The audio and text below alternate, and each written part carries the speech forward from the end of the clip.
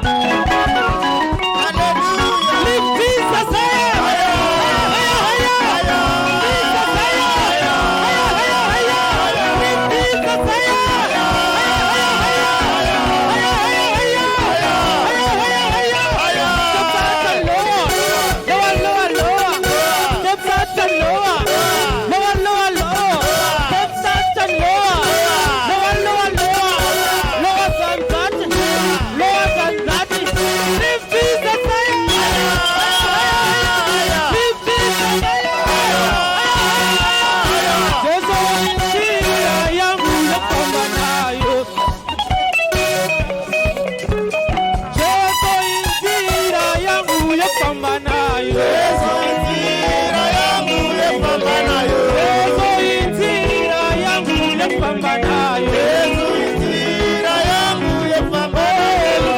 Yepambanayo, yepambanayo, yepambanayo, yepambanayo,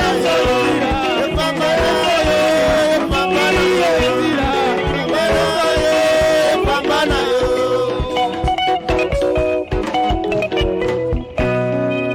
Hallelujah, hallelujah, hallelujah, hallelujah. Nezuro mama wakataura akati hanzi madzimai anozvifarisa but vaikufadza ine nhema. Vana baba ndo vanozvifarisa. Hallelujah.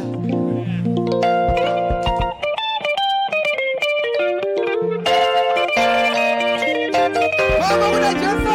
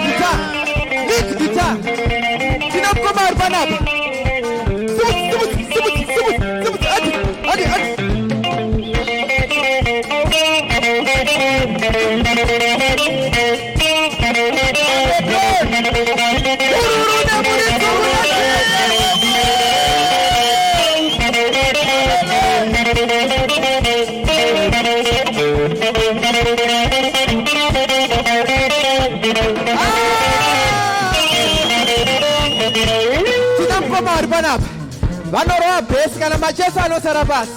Chimbomira uske ita kuti video yebude. Simut.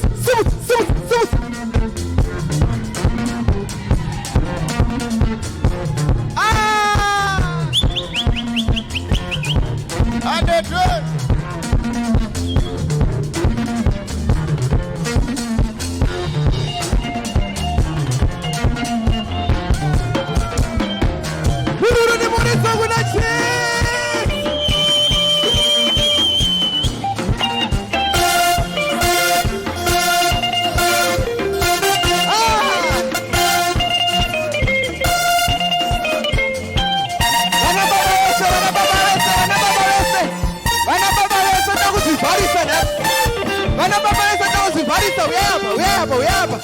Vana baba vese anokunzi baba uzivharisa nhasi uyabva. Uzivharisa uyai vana baba. Uyai vana baba. Tira kuzivharisa uyai.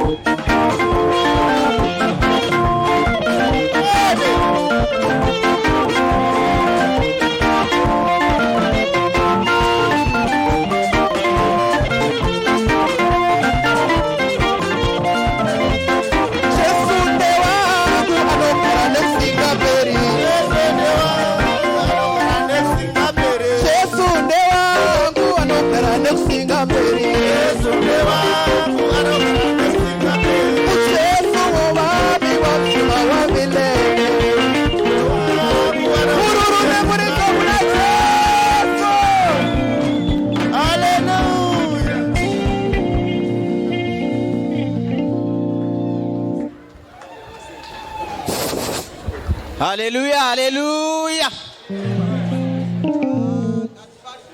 Hymn number 47 per page 42. Gore rashe rakanaka. Sunungu. Rakanaka iro zuva ranakatenda kuna She.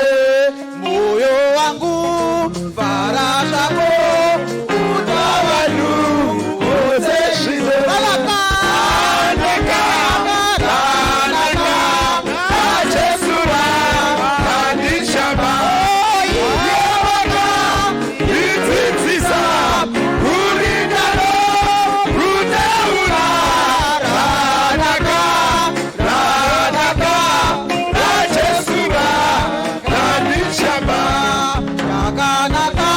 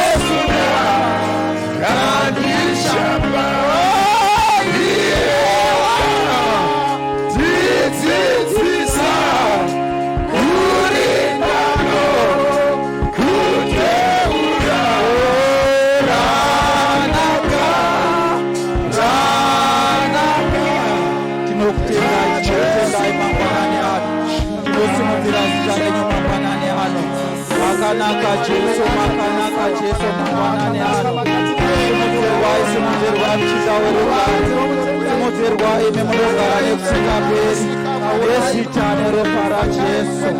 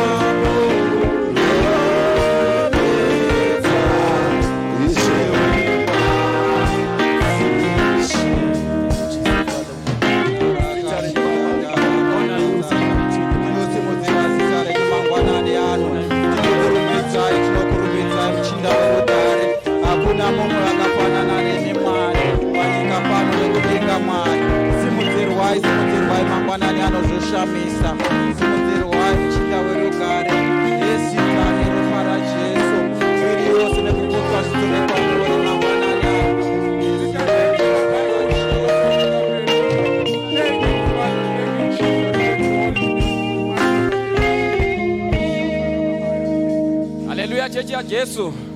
Amen. Haleluya chechi ya Yesu. Amen.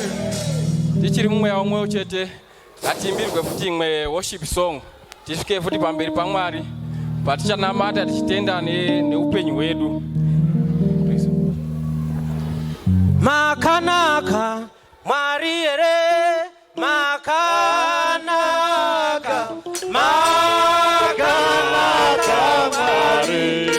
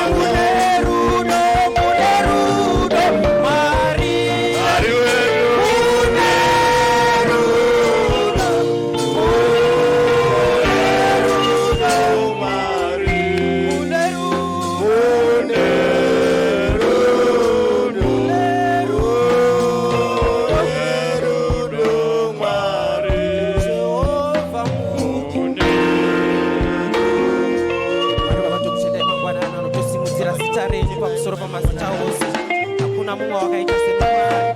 Tinonamata zita renyu Mwari, tinokudza imi Mwari vari kumusoro kudenga. Hakuna wakaita semwari, hakuna wakaita semwari. Rumbidzo yose inouya kwangu Ishe wangu, rumbidzo yose inouya kwangu Ishe wangu. Ndimi makatisika nemufananidzo wenyu, mukatida kubva musi wokutanga. Pano tinorumbidza zita renyu, tinonamata imi nokuti ndimi Mwari, hakuna mumwe wakaita semi. Ndimi Mwari samasimba vari pamusoro pezvinhu zvose. Tinorumbidza zita renyu Mwari, Mweya Mutsvene tinokutendai nokutigonesa nokutigonera nokutichengeta. Zita renyu ngarikudzwe kubva zvino nokusingaperi. Haleluya, chechi ya Jesu. Gore rashe. Asimakanganwa kana. Gore rashe. Gore rashe. Tinotenda, ngatitendei praise and worship. Ichigara pasi.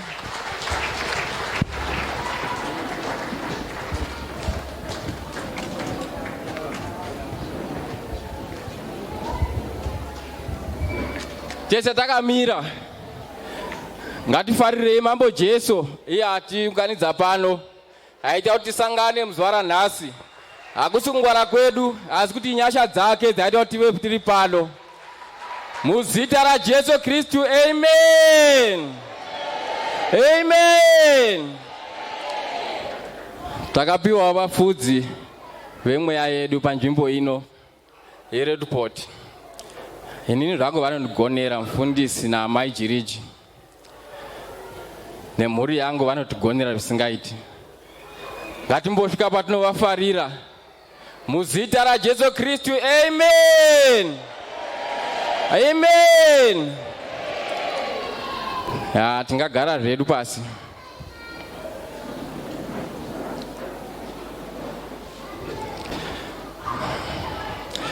Pakatangwa kuronga kuti vana baba vabate vave nesevhisi yavo. Ini ndakangotaura kuti ini changa ndiri kuasharing uko, ndaitya kumira pamberi pano, but nhasi ndangovingwa ungazi uya uite MC. Saka ndinovimba kuti Mwari anondigonesa. Muzita raJesu, amen. Ngatisvikei patinofarira leadership, maboard members epaRedport neleadership yose muzita raJesu, amen.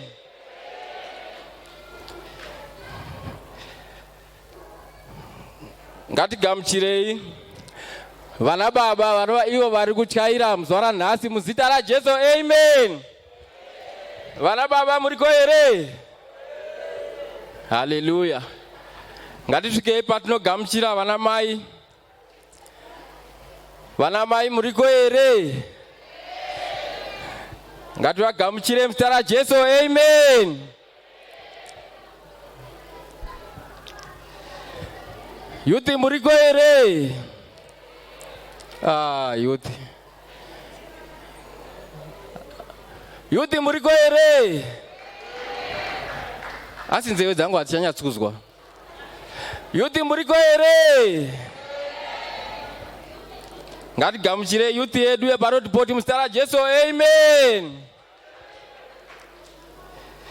Mateenagers muriko here? Mateenagers. Mask haivhari muromo ka. Mateenagers muriko here? Ngatigamuchire mateenagers edu muzita raJesu, amen. Sunday school muriko here uko? Sunday school inonakidza kuparidzira mufundisi. Vanokurumidza kuresponda. Ngatigamuchirei vana vedu kuSunday school muzita raJesu, amen. Tine mavisitors were vatanga kupinda nesu muzuva ranhasi, ngavaratidze nokusimudza maoko. Tinavo here vasimudze maoko, vaziratidze nokusimudza maoko. Ivo vakasimudza maoko tinokumbirawo kuti muuye kuno kumberi tikugamuchirei the Roadport way. Maasha ndokumbirwa muvabatsire vauye kuno kumberi.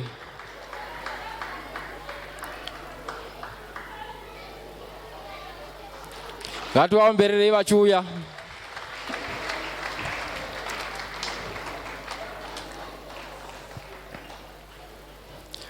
Ini ndakamira kunoku ndinoitwa Baba Namai Mulambo senior. Tinopindira pano pa Roadport pasi pa Baba Namai Jiriji. Muchaintroduce wa muchiti ndimi ani, muri sister ari muri amai ere, mabva kupi, uye makokwanani, uye mauya zvachose ere kana kuti mangoti vhakachirwa zvanhasi.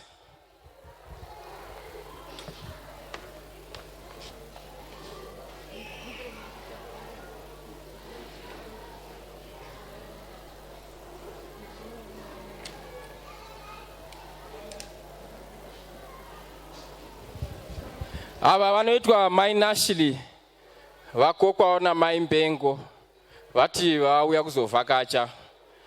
Ngativagamuchire muzita raJesu, amen. Ngatirai nzvimbo iyi.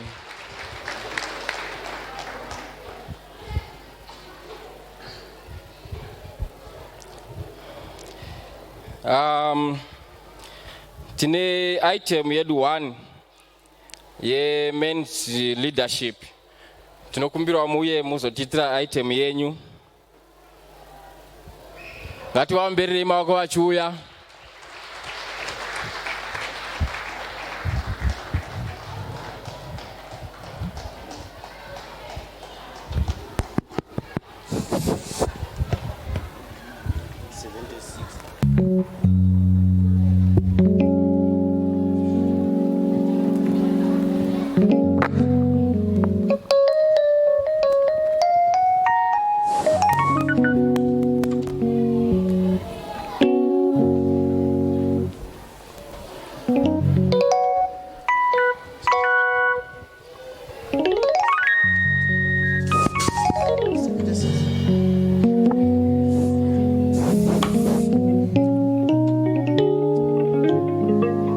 Hallelujah. Amen. Say men's fellowship leadership. Choda kuti timbe nemi hymn 76. Vane mahymn kwavo tivhure vasina mozinotora zvenyu kumashoro kwari kutengeswa anoita 50 rand chete. Hallelujah.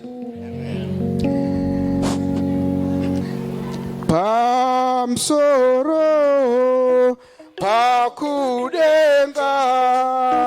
ndavaka nakaweka pamsoro pakudenga kunava chenevoka kunava chenevoka iyo anoda kuendako ngazi taurire iyo anozo tazirirwa nomweya weutsvene nomweya weutsvene Jesu wakatifira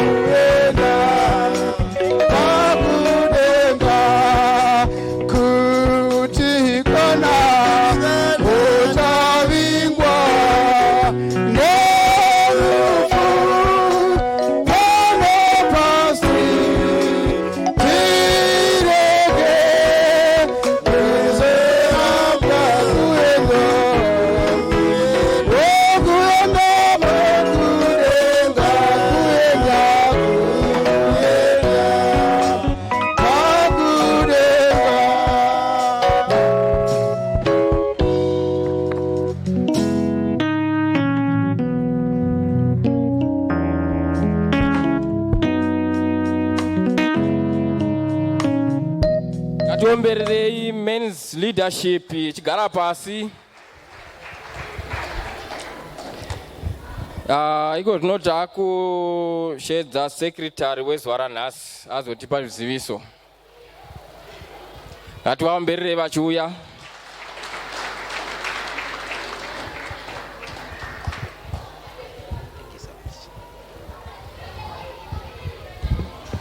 Hallelujah. Hallelujah. Igore rashe. Igore rashe. Hashtag sunungu. Andiri pano ndakamira mutsoka dza secretary. Zviziviso zvedu zvemusha musi wanhasi zvakamira zvakadai. We have a prayer and fasting this Monday. But we break the fasting at home. Saka tisi kuzosangana pano manheru. Zvatinosita zviya kusangana kuma 5 kana kuma 6. Tonamatira tiri kudzimba nemhuri dzedu. Chinotevera chinoticho prayer camp yamadzimai mid March 11 to 13. Muripo wacho 600 rand per person. 600 rand per person chete. Chinotevera chinoticho from the first week of February we are starting our cell groups. Tosangana kuma cell groups edu tichidzidzisana shoko raMwari nekurayirana zvakafanira mafambiro sevatendi nai. Chinotevera pano chinoti china chemadzimai chinotanga musi wa5 February. Saka madzimai vana mai ngatisangane ikoko kuchina chedu. Chinotevera choti we have a special Sunday musi wa6 February. But pastor will elaborate this later. Praise and worship ndo chimwe chinotevera if their day set for 12 February. So leadership yenyu chakuzivisai in the next coming week kuti muchange muchizvifambisa sei seboka. Vana baba gadzirirayiwo kuenda kukembi yenyu. The dates are set 25 to 27 February. Muripi wacho ndiwoyo 600 rand per person. The Sunday school team is looking for people trained in child minding and foundation phase to join their team next year. Okay, to join their team, which means now. Anyone who is trained in that area, specialization, please go and see the leadership of the Sunday school, Prof. Nyabadza. Vane zvegumi nezvipo zvavo vanogona kubvisa nenzira nhatu as usual. Kuita ma-transfers to church account, tinogona kuita ma-ATM deposits. Or if you pass through the church, just drop them at the church office. Account number inotiyo 1122335288. 1122335288. Ladies department is selling kids t-shirts, themed t-shirts, my logo branded t-shirts and hats. Tinogona kuona sister NSC where hands is takazviona pa display yakaitwa last week or last of last week, I'm not sure, but hands pane vanhu vakauya vaka display kumberi kuno kuti ma t-shirts aya akamira sei. Saka tinokurudzirwa kuti timatenge tose ane theme yedu yegore rino iri. Mwedzi wedu wapera, saka tiri kukurudzirwa kuti ngatirangarire mission house yedu nai. Ma contributions edu ngatione utungamiri hwamase groups edu panopera service ino. Baba Masuka vachange vakamirawo kumasuro uko. Saka tinogona kuona ma-cell groups leaders edu kana ma-cell groups leaders edu asipo, ngatione tiungane se-cell group vacho varipo tisvitse mari idzi kuna Baba Masuka panopera service ino iyi. Chakupedzisira chinoti icho tichiri kusungirwa kupfeka mamasks edu nguva dzose nai. Takavhara miromo yedu nemhino dzedu. Munhu wese anokurudzirwa kuti apfeke mask yake panguva dzose nai. Uyezve tinokurudzirwa kunzi tiende tinobayisa jekiseni renhomba vaccination nai. Munhu wese handei tinobayisa jekiseni rakakosha zvikuru nokuti rinodzivirira kuti kana chirwere ichi chazokubata chisakuradzika pasi nai. Izvi zvangofanana nezvatinoitira vana vedu. Mwaka wega wega tunoenda nevana kukliniki vachinobayiwa zvavanobayiwa vachipiwa zvavanopiwa kuitira kuti zvirwere zvisazovabata zvivawisire pasi. Chinongobata asi chiita zvichipfuura hazvo. Saka zvinokurudzirwa kuti tizviite kuti isu kana covid kana corona yazotibata isazotikuvadza kana kuti isatiwisira pasi nai. Zviziso zvemusha wanhasi zvagumira pano. Tinotenda.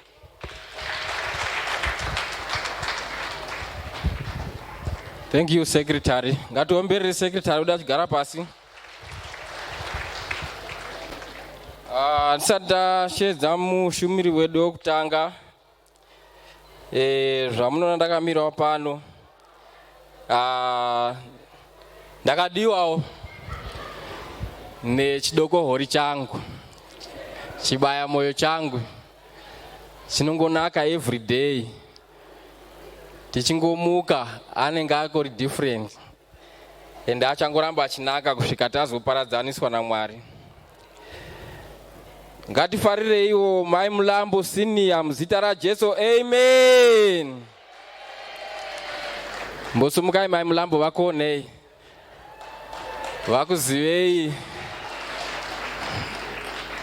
Tine vana vedu futi 2, Destiny naDiana, vamwe vari kutevera kusvika tasvika pa10 sezvakataura mufundisi.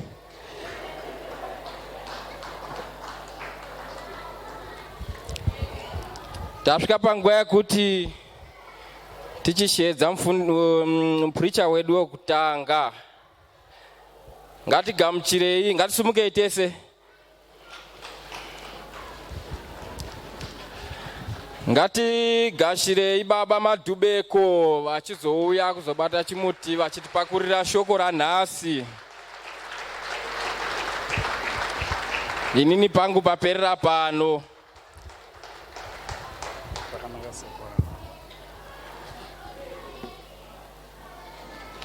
Praise God. There is power in the name of salvation, in the name of up with, down. Thank you. Mwashuma pachindau tinoti mwashuma. Asi ndichambofundire kutaura. Regai nditende Mwari mukati mwezuva ranhasi. Waona zvakafanira uye wakaona zvakafanira kutorwa nevanhu vaMwari kuti vanhu vakaita seni vazokwanisawo kumira pamberi pano. Nguva yataidzidza kuchikoro taiziva kuti nzvimbo ineyi vanoidaidza kuti the Hall of Holies. Haingomiri kune munhu wese uye aungotauri zvisina basa uri pamusoro pano. Saka ndoda kutende Mwari kuti akwanisawo kumira kana kupinda mukati mwenzvimbo ino muzita raJesu Kristu, amen. Ndegai ndimukumbire mugare pasi.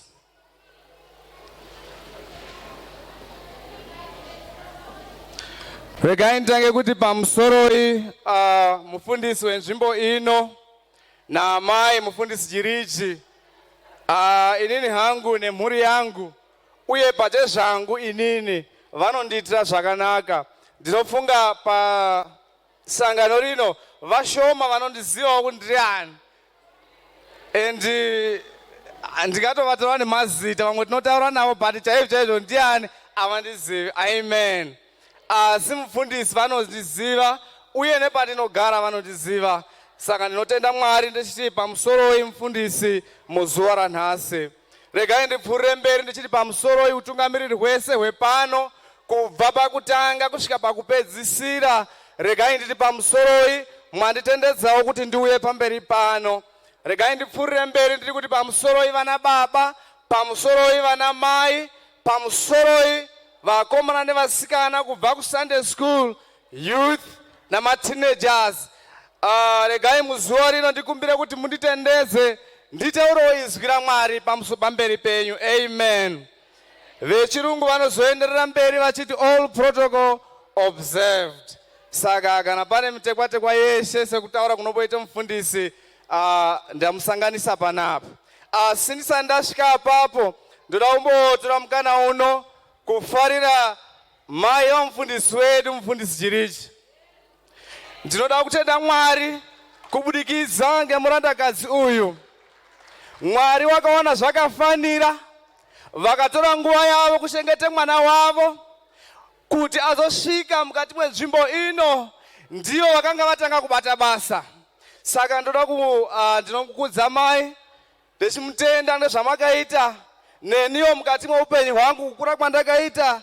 Baba vangu vakaenda ndichiri mudiki, handitovazivi, ndongozive kubva kudhara. Munoziva kwatoko zvimafoto zvimahafu zvezvezvi ndopega pandokwanise kuvaona, asi ndakachengetwa ndimai. Saka ndinonasa kunzwisisa kuti mai vakatikoshera mukati mweupenyu hwedu, amen. Regai ndikumbire vachazondiverengera bhaibheri muzuva ranhasi. Asi vachiuya mazwi edu vari kunyora pasi ethimu ino yegore rino, gore rashe #sunungu. Inini hangu ndode kuti kusunungurwa mberi kwazvo because pane pandakasungirirwa pandisingakwanisi kubva. Amen. Mazwi edu ekutanga tichazomaona kubva kubhuku kuna Luke chapter 4 verses 18 to 19. Then amwe acho tichazomaona kubva kuna Exodus chapter 19 verse 5. Then amwe acho tizomaona kuna Jeremiah chapter 31 kubva pa verse 31 kusvika pa verse 34. Ekuna Leviticus aya ndichamaverengesi, kana mwazosvika kumba muzotora nguva yenyu muvaverenge, nekuti theme yatiri kutaura nezvayo gore rino kuti gore rashe ndo painozi pamwe pacho yakafanana nenguva iyoyo. Saka muzotora nguva yenyu muverenge mazwi aya. Mwari wekudenga akuitirei zvakanaka.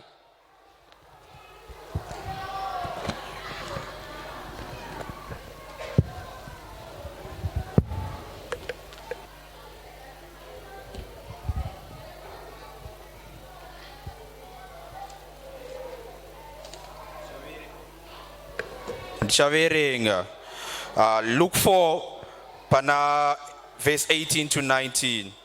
The Spirit of the Lord is upon me, because he has anointed me to proclaim good news to the poor. He has sent me to proclaim liberty to the captives and recovering of sight to the blind, to set at liberty those who are oppressed, to proclaim the year of the Lord's favor.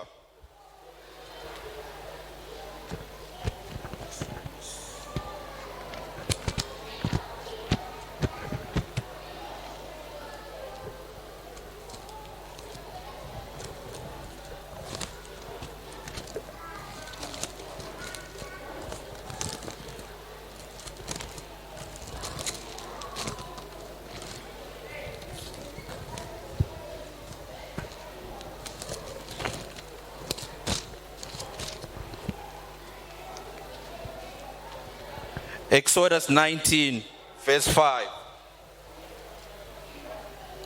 Now, therefore, if you will indeed obey my voice and keep my covenant, you shall be my treasured possession among all peoples, for all the earth is mine.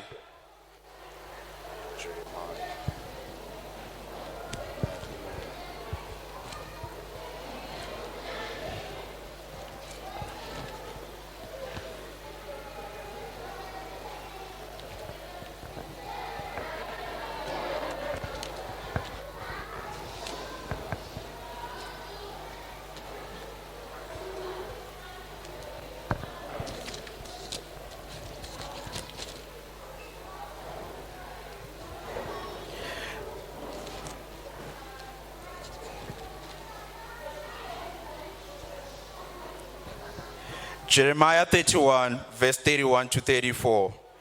Behold, the days are coming, declares the Lord, when I will make a new covenant with the house of Israel and the house of Judah, not like the covenant that I made with their fathers on the day when I took them by hand to bring them out of the land of Egypt, my covenant that they broke, though I was their husband, declares the Lord. For this is the covenant that I will make with the house of Israel after those days, declares the Lord. I will put my law within them, and I will write it on their hearts, and I will be their God, and they shall be my people. And no longer shall each one teach his neighbor and each his brother, saying, Know the Lord, for they shall all know me, from the least of them to the greatest, declares the Lord. For I will forgive their iniquity, and I will remember their sin no more. Amen. Mwazita. Regai titende baba nekuverenga kweshoko rakanaka. Regai nditi ndanga ndakanganwa kuti Zvamunondionawo pano ndinozi Papa Matubeko. Ndine mukadzi wakandidawo. Vazhinji vanodaro kuti mukana una tsitsi. Regai nditi pamusoroi kune mudzimai wandakapuwa naShe. Uye regai ndipoti pamusoroi kuvanhu vekwaMulambo vese vari muno. Ana sekuru vangu ndinokudai zvakanyanya, nana mbuya vangu. Mwakandipa mai vakatinakira mukati mweupenyu hwangu. Amen. NevekwaMashava vese vari mukati mweimba ino, nhasi uno ndezveduwo. Amen. Ndigopfuurira mberi nevekwaMoyo vese, Moyo Chirandi kwakabva mudzimai wangu muzita raJesu. Amen. Regai ndikudze Mwari, ndinoviziva nguva yangu ishoma pano, ndinokurumidza kubva pano. Asi regai nditi mukutangidza zuva ranhasi ndinoda kutanga nekutarisa pakatanga nyaya yekuti gore raShe #sunungu. Vazhinji vakashaya kuti zvingarevei kuti sunungu kusunungurwa here kana kuti kudii, vakati dzimweni dzenguva vaperera panzira. But munhu waMwari wakanga anzwa izwi raMwari, vakaona zvakafanira kuti mukati mwegore rino rive gore raShe. But vamwe vakasvika pakubvunza kuti kana richizi gore raShe zvinonga zvakamirirei, zvinorevei kuti igore raShe. Tikaona tikatarisa background yeupenyu hwedu kubva pana 2020, zvinhu hazvina kutanga kumira zvakanaka. Takasangana neupenyu hwatisina kumbosangana nahwo. Nguva yekupfeka mamask taimaziva kuti anopfeka kuhospital, uye nevanhu veconstruction ndo vazhinji vaipfeka mamask aya. Asi upenyu hwedu tese iwe neni takasvika munguva yekupfekedzwa zvinhu izvi. Asi muranda waMwari ndobva auya mukati mwesituation zvinhu zvakaoma kudaro, anoti igore raShe. Zvinoshaya meaning kana ukazvifunga kuti wai vachiti gore raShe, apo tiri mukati mwesituation inorema. Amen. Ndikaona kuti munhu waMwari, Mwari vakataura naye, Mambo Jesu pavakauya vari kuti to proclaim the acceptable year of the Lord. Pane zvavakanga vakuda kuzadzisa, pane nyasha dzakanga dzakuburuka mukati mwenzvimbo iyoyo, nesu mukati mweupenyu hwedu. Mambo Jesu vakataura nemuranda wavo kuti panzvimbo ino igore raShe. Asi ndakati ndakutanga kuverenga ndo pandanga ndichataura nyaya kuna Leviticus. Vamwe vanoifananidza nenguva yeJubilee or Jubilee. Zvoreva kuti munguva yandakazvitarisa ndakaiona iri nguva yerestoration, nguva yekudzoswa panzvimbo. Dzimweni dzenguva mukati mweupenyu zvakarema, kana pane zvamakasarana nazvo, sekutaura kwavaita last week, to the ground is not even, is uneven. Ndofunga veconstruction vanoinzwisa nyaya. Munoziva kana ground rechingodhenza so mukaisa scaffolding azvidiwi. Amen. But situation kureva kuti haina kumira zvakanaka. Ndobva ndatarisa nyaya yekuti gore raShe iyoyo, ndikafunga nguva yatanga tiri kushona, tiri maform 3 ne4, pane pataita handichazivi kuti nechirungu zvii, rebeso yenyanyiso. Zvoreva kuti matiya eshona, kana ndatadza musazolinongaiza, paiswa kaIS. Then poita futi yavaiti subjunctive mood, paishandiswa kuti nakana. Amen. Ndochoona zvakafanira kuti inini kana gore iri rechizi rakanaka. Zvoreva kuti makore mamwe akanga akashata here, akanga akanaka, asi gore rineri rakanakisa kwandiri. Ndakabva ndaisa karebeso kenyanyiso kuti gore iri richange rakanakisa kupfuura mamwe ari kumashure. Ndikaona kuti chinhu kana chizi chakanaka, pane vanhu vatinoti ava vanzwa, pane vanzwisisa. Zvine musiyano izvozvo, kana gore rakanaka kune rakanakisa. Saka inini nemhuri yangu gore rineri richange rakanakisa. Amen. So chinhu chakanaka kana chakanakisa can be used as a yardstick, can be used as a measuring tape, can be used as a template, it can be used as a guideline. Amen. Saka pari kutanga gore rineri kuzi gore raShe rakanaka, richave rakanakisa kupfuura makore mazhinji. So mukati mwezuva ranhasi ndambopedza kuitira vanga vasipo panyaya yebackground yetheme. Theme yedu yanhasi yatichafamba nayo, mufundisi vakapa ma-resolutions, but pama-resolutions avakapa ndakafarira imwe yekupedzisira pandainyora yakazi kusangana naMwari, encounter with the Lord. Ndo theme yandichashandisa mukati mwezuva ranhasi. Ndinoziva vazhinji vedu tinofarira ngoma iyi chimbo chiya chekuti anoziva ni textual zama kuti ndinoshuvira uye ndinotarisira kusangana naShe. Saka ndo theme yandakandofarira. Ndari ndiri ipapo ndikati kana munhu achinga vanhu pavanosangana nguva zhinji panotaurwa nyaya, pane hurukuro inoitwa, pane sungano dzinoitwa, pane zvinotenderwana, pane maconditions anopiwa kuti kana ukaita izvi. Amen. Ndo pananga ndakuburisa kasubjunctive mudhuka yake kuti if, kana, kuti. Amen. Ndikatarisa mukati mweshoko raMwari kuna Exodus kwataveresa kutanga, Mwari vanouya ndobva vataura naMozisi, but vanomutaura zvavanomuudza, vomuudza kuti kana mukaita izvi ndichazoita chakati. Amen. Ndikaona kuti mugore raShe irori patiri kuzosangana naShe pane chibvumirano chatinokwanisa kuita, tinofanira kupedza macovenant akaitwa kare aya, tototangisa patsva, ground inotanga kugadziriswa, the crooked shall be made straight, every valley shall be filled. Ndo zvaitaura John the Baptist. Nekuti mambo Jesu ndo saka vaizoti gore raShe rakanaka. Pane masituations avanga vauya kuzogadzirisa, pane situation vakanga vauya kuzogadzirisa mukati mweupenyu hwamunhu. Ndobva ndaenda kuna Jeremiah chapter 31. Mwari vataurira vana vaIsraeri, asi vakatadza mufambiro wavo, vakaodza mufambiro wavo, vakabva pamirayiro yaMwari. Ndosaka Jeremiah 31 avepo. Amen. Mwari vakuda kutangisa upenyu hutsva hwevana vaIsraeri nekuti vakafamba vakaodza mufambiro wavo. Vaodza mufambiro wavo nekuti Mwari vanotida kubva zvino nekusika pera. Vakaona zvakafanira kuuya naJeremiah 31 inova ndiyo the new covenant. Tisati tasvika ipapo, Mwari waiona kuti vana vangu vanotadza. Kwakauya maprofita, vana Amosi vakavepo, vana Jeremiah vakavepo, vana Hosea vakavepo, vana Isaiah vakavepo. Kwakanga kuri kuda kugadzirisa ukama hwangu inini newe pamberi paMwari, nekuti tanga taodza mufambiro wedu. Ndo panouya peizi God's judgment is not final. Vanhu zvavanokutongera panyika, Mwari sandizvo zvaanokutongera. Amen.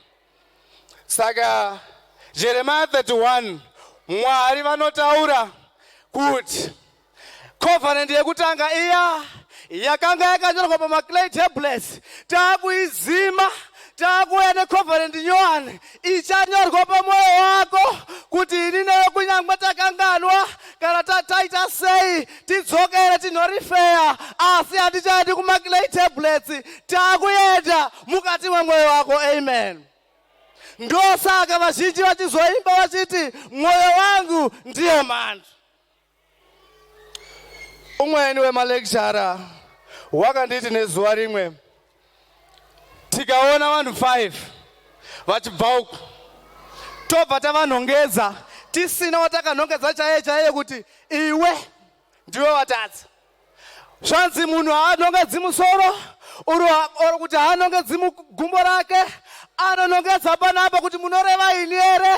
Akati chakakosha hasati muviri wako wese uyo, but the you in you.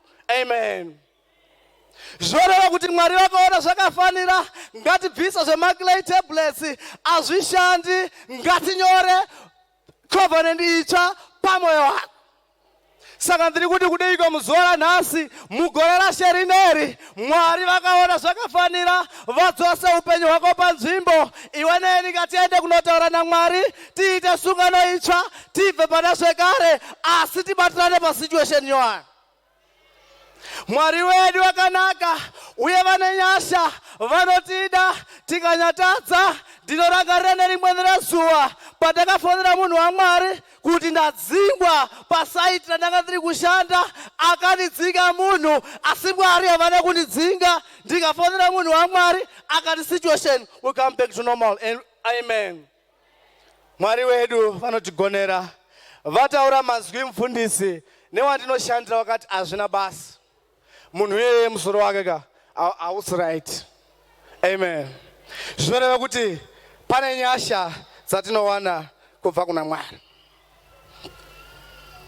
Ndanga ndiri kuti patinoita covenant iyi panosungwa sungano, asi kana pasungwa sungano chiregedzai kuzoshandisa networking yemadzimai yekuti pakauya madzimai kubva vari vasikana, pakauya mukomana akati ndinokuda, vachazviruma zvigunwe, vobva vati ndichamotofunga. Amen. Nyaya yakudiwa kana mukaverenga Matthew chapter 5 verse 37 inoti everything let it be yes or no. Pachindau tinoti eya toti haiwa, imwimwi munoti hongu kwete. Amen. Kana wakati hongu kuna Mwari chiti hongu, chiregedza kuti kwete, uregedza kufanana neuya wakazi ndi Jesu nditevere, akati regai ndinooneka vari kumba kwangu. Jesu akati, for no one puts his hands on the plow, looks back, is fit for the kingdom of God. Amen. Zvawakasarudzwa izvozvo ukati ndasiya zvekudhara, ndava kuda kuva munhu kwaichaiye, chisiya zvachose, regadza kudzokera kumashure, kana kuti ndioenda kuchamboenda kundofunga. Shandisa networking yaIsaya. Anoti ndiani watichatuma, akati ndiri pano tense, nditume. Chibvepepi vanoti vamwe vanoti une bvepepi. Amen. Ndakati ndaziuya uzo kwazi kune vanoda kuparidza, ndakati dzungura itaura kwa nomufundisi ari nephanjika, ndotomborishandisawo. Amen. Pamweni pacho vanhu vangatondizivawo kuti ndinoexista muupenyu. Amen. Nekuti ndakandaona maresolutions angapuwa nemunhu waMwari kuti unofanira kuisa zita rako pamepo. Nanhasi uno ndakubuda pano, vari panozipai apo patinotora kwamatemperatures apo, nguva zhinji vanokubvunza kuti ndimi ani, kubva nhasi kutaura kuti kutangira pano zita rangu ratawo pamepo. Amen. Praise God.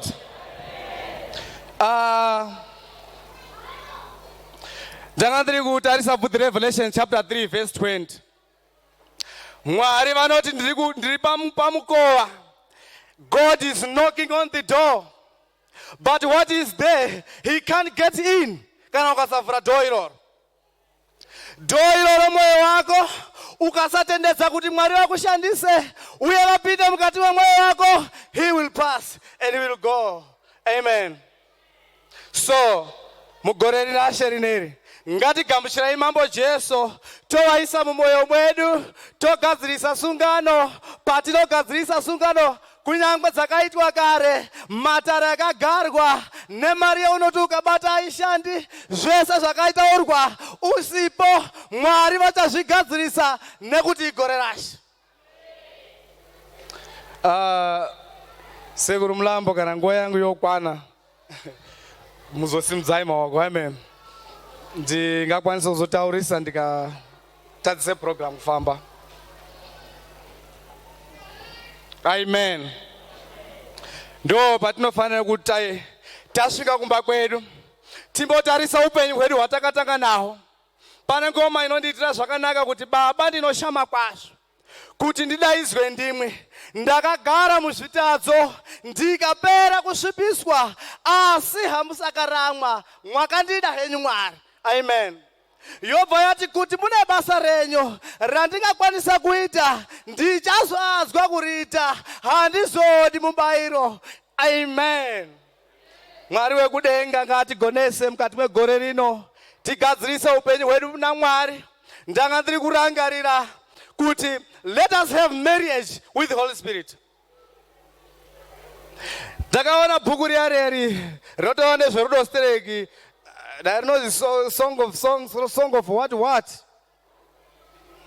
Ndikati pakaitwa canonization vane chokwadi chekuti vakaise bhuku iri mukati pakati pemamwe mabhuku ese vakachuzwa iri. Amen.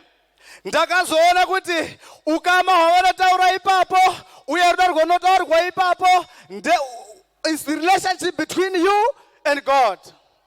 Madira unoita mumaoko ndo madirwa unoitwa na Mwari. Kana ukamushaya na Mwari vakakushaya havafani.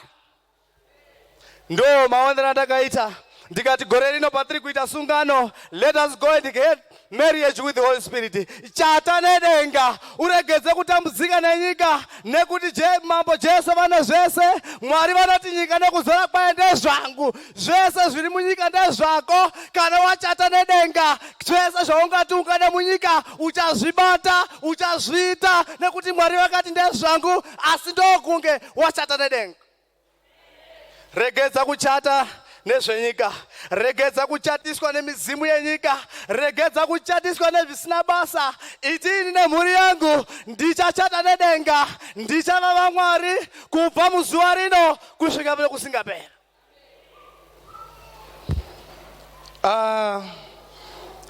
Regai nditi ndakuda kupedza zvangu. Pane equation yandakafunga ndezvayo kuti Profesa Nyabadza handisi kuvaona pano. Amen.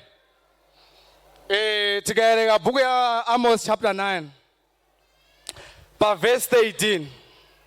Amos unoti, there shall come a time when the plowman shall overtake the reaper. Amen. Ndo wangu wokutanga iyeye. Page 2 tikaenda kuna Luke chapter 9 verse 62. Jesus is saying, if no one puts his hands on a plow, looks back, will fit in the kingdom of God. Amen. Ndo pandaenda koti ikwa kuna Luke chapter 10 verse 2. Jesus vanoti the harvest is plentiful, but the laborers are few. Handisi kutora the metaphorical way, I am taking the literal way. Sezva zviri background. Amen. Ndoona kuti kana kuri kuzi the plowman mudyari kachiri kusima but achapfuura uye ari kugugura. Amen. Regai nditi munhu waMwari wauya, nguva yangu yapera. Asi ndisati ndabva pano ndakanzwa mufundisi muchitaura nenhau yekuti hai kubva panyaya dzevanhu kana kudziisa muhana yako chimbofokasa noupenyu hwako. 1 minute baba. Ndafamba kuMelville ndikaona rimwe dhoo ranga rakanyorwa kuti great people discuss ideas. Pechipiri pakazi average people discuss events. Pekupedzisira pakazi simple people discuss others. Amen. Iweneni tiri papi, let us be like great people. Mwari wekudenga vatigonese. Tasvika kumba kwedu tiembe Jesu asazotipfuura muzita nemuropa raJesu. Amen. Tirambe tichivarovera maoko nekushumira kwakanaka. Thank you so much Baba Madhuveko nekushumira kwakanaka. Vachakafara chete, haleluya. Vari kuitirwa zvakanaka nana Baba, haleluya. Yes, mugore rakanaka rashe. Ini ndiri kuitirwa zvangu zvakanaka nesande yana Baba. Right, ndisati ndasumudza mushumiri wedu wechipiri, ndirangopa chiziviso 1. Macouples ese tiri kumbirwa kuti nevatungamiriri vanotungamirira ikoko kana chechi ichinge yapera tisare vanoda kutiona vane zvavada kutirongera. Kana ndichiti macouples ndiri kureva vana baba nana amai vakaroorana. Ngeini namai nyamuka ndingokufarira muzita raJesu, haleluya. Yes. Right, panguva ino taada kusumudza mushumiri wedu wechipiri. Tingorovera Baba Shumba vachiuya, tivarovere maoko tivafarire. Ingogadzirira mwoyo wako kuitirwa zvakanaka. Zvinonzi shoko raMwari is a double-edged sword. Saka ingogadzirira mwoyo wako kuti uitirwe zvakanaka. Muzita nemuropa ramambo Jesu, haleluya. Haleluya. Haleluya.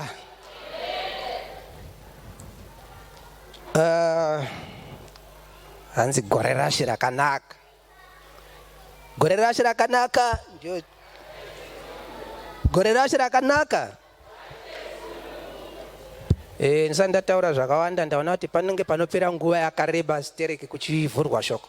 Ndokumbira kuti anga nokudana mushumiri weshoko, muverengi weshoko avuye agondivhurirawo kuna John chapter 6. Batai makadai. Ndio mavhesi acho aya. Ndivachivhura zvavo vakadaro. Ndofana hangu ndichiita zvimwe parutendo rwangu kuna Mwari chokutanga, kuna Mwari vandiitawo kuti ndiwane mukana wekuzoshumira, wokumira pamberi pevanhu ndichitaura shoko ravo, nokuti ishoko ravo. Vanhu ndofunga havangopi chero munhu, asi kuti vanenge vatombokuisa something pamusoro. Ndozokutenda baba vedu, baba Jiriji, vakati rega ndimbogara pasi ndichiteerera vachirova vakomana navasikana ava. Ende ivo vakagara manje pasi apa havana kungogara chete, asi kuti vanenge vachifamba-famba munzvimbo dzemweya idzi. Vakandibatira mazimhepo ekwashumba so kuti inini vakamabata ini ndinge ndichiita chimbama chibhakera bhutsu hedha ipapapa zvichifamba zvakadaro. Amen. Mugore raShe rakanaka ndigare ndaabatisa hasha dzangu kuti gore rino iri ndoda kuona kunaka kwaMwari. Amen. Ndozotenda church board yakaona zvakanaka kuti tingowana mukana wokungoti magrupu ese, madepartments ese, malevels ese angosvika paanoshumira nokuti hasha dzandataura dzinedzi vachirova vari palevel yavo. Sunday school ichirova iri payo, matineja achirova ari pawo, vana mai pavo, youth payo, vana baba tichirova vo tiri pedu. Amen. Ndozotenda vana leadership yana baba yakangondiitawo kuti ndirepresent vana baba pakushumira apa. Amen. Nokutenda mama vakatipa mufudzi wakatikwanira pamazuva edu. Amen. Vanotiteerera kuna Mwari, vachivuya vachideclare zvinhu zvinenge zvidiwa naMwari muupenyu hwedu. Amen. Saka ndofunga ndapedza, asi regai ndikutiwo muchiona ndakamira ndakadai ndakwana kuna baba, nokuti pane wakanditawo kuti ndivenzi baba, wakandidawo chero vasipo pakati pedu, asi ngondibetsera kuti tingoagamuchira muzita raJesu. Amen. Vakandiitawo kuti ndigone kugamuchira bundles of joy maviri anova akatendeka napraise, vana vakanaka zvikuru. Amen. Saka ndapedza ipapo ndochikumbira muverengi weshoko ativerengere pamaverses andamudza. Amen. Vhesi rekutanga John 6 67 to 68. Nchaverenga. So Jesus said to the 12, "Do you want to go away as well?" Simon Peter answered him, "Lord, to whom shall we go?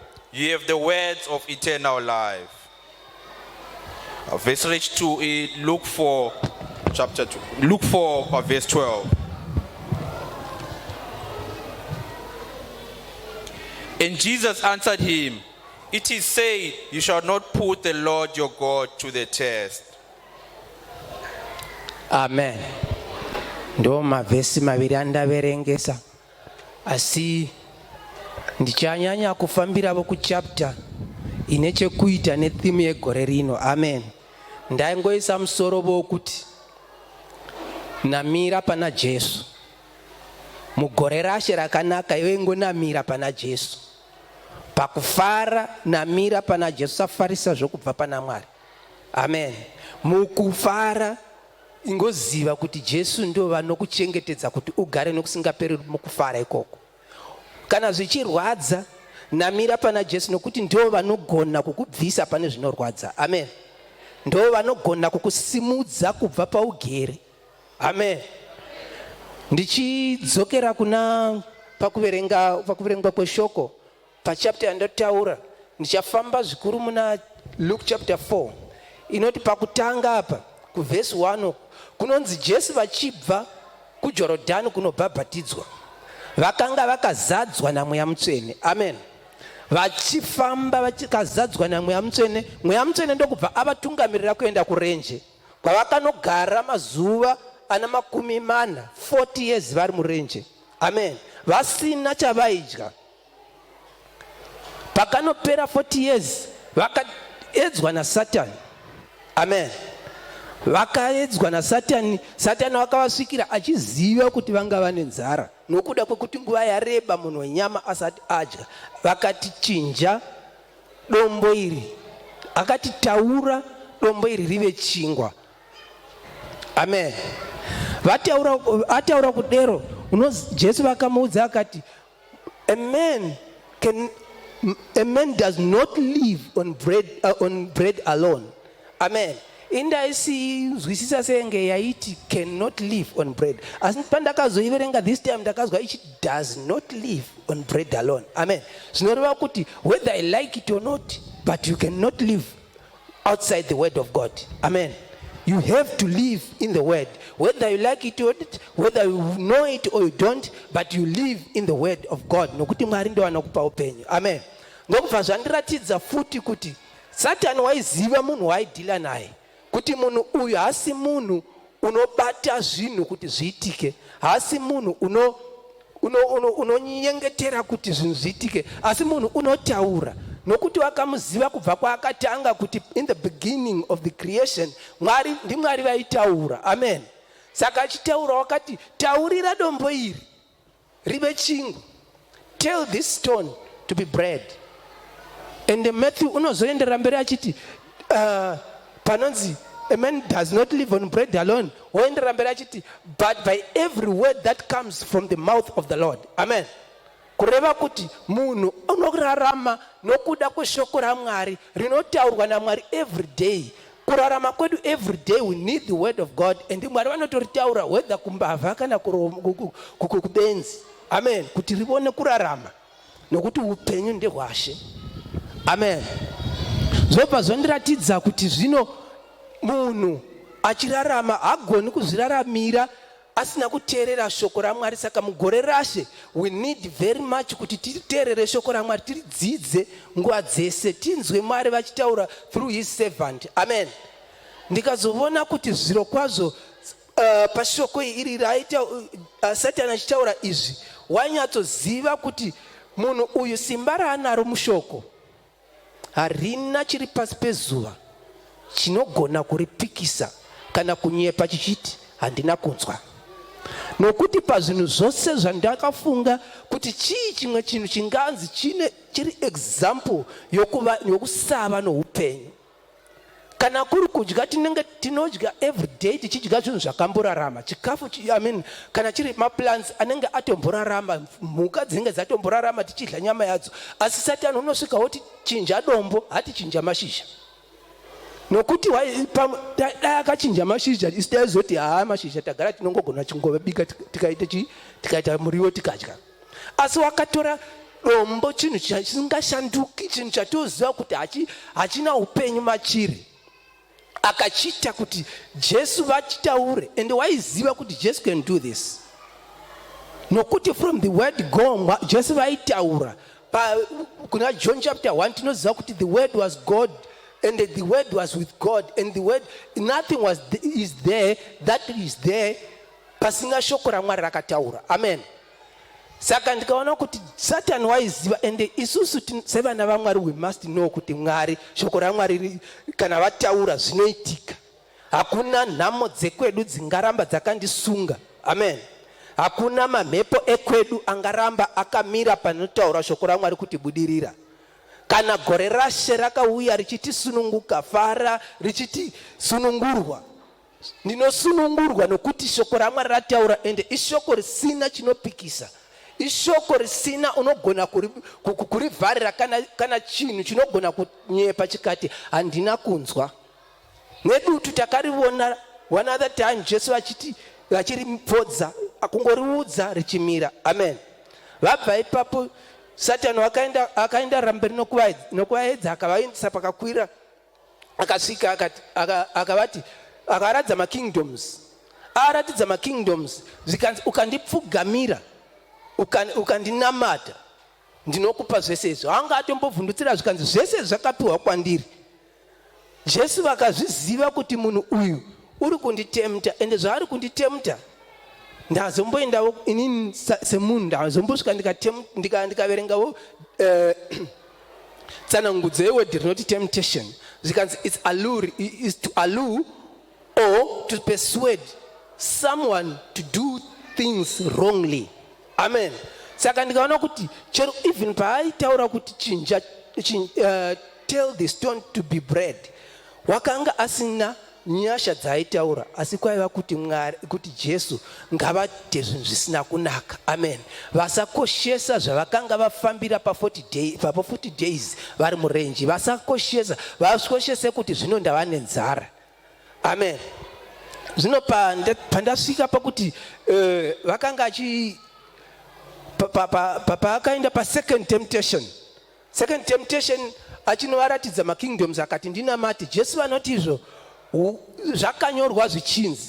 Saka pandaverenga kuti zvakanyorwa zvichinzi ndikaona kuti mukati megore rashe we need to learn really to read the word, kuti in situations we must tell them what is written in the word of God. Amen.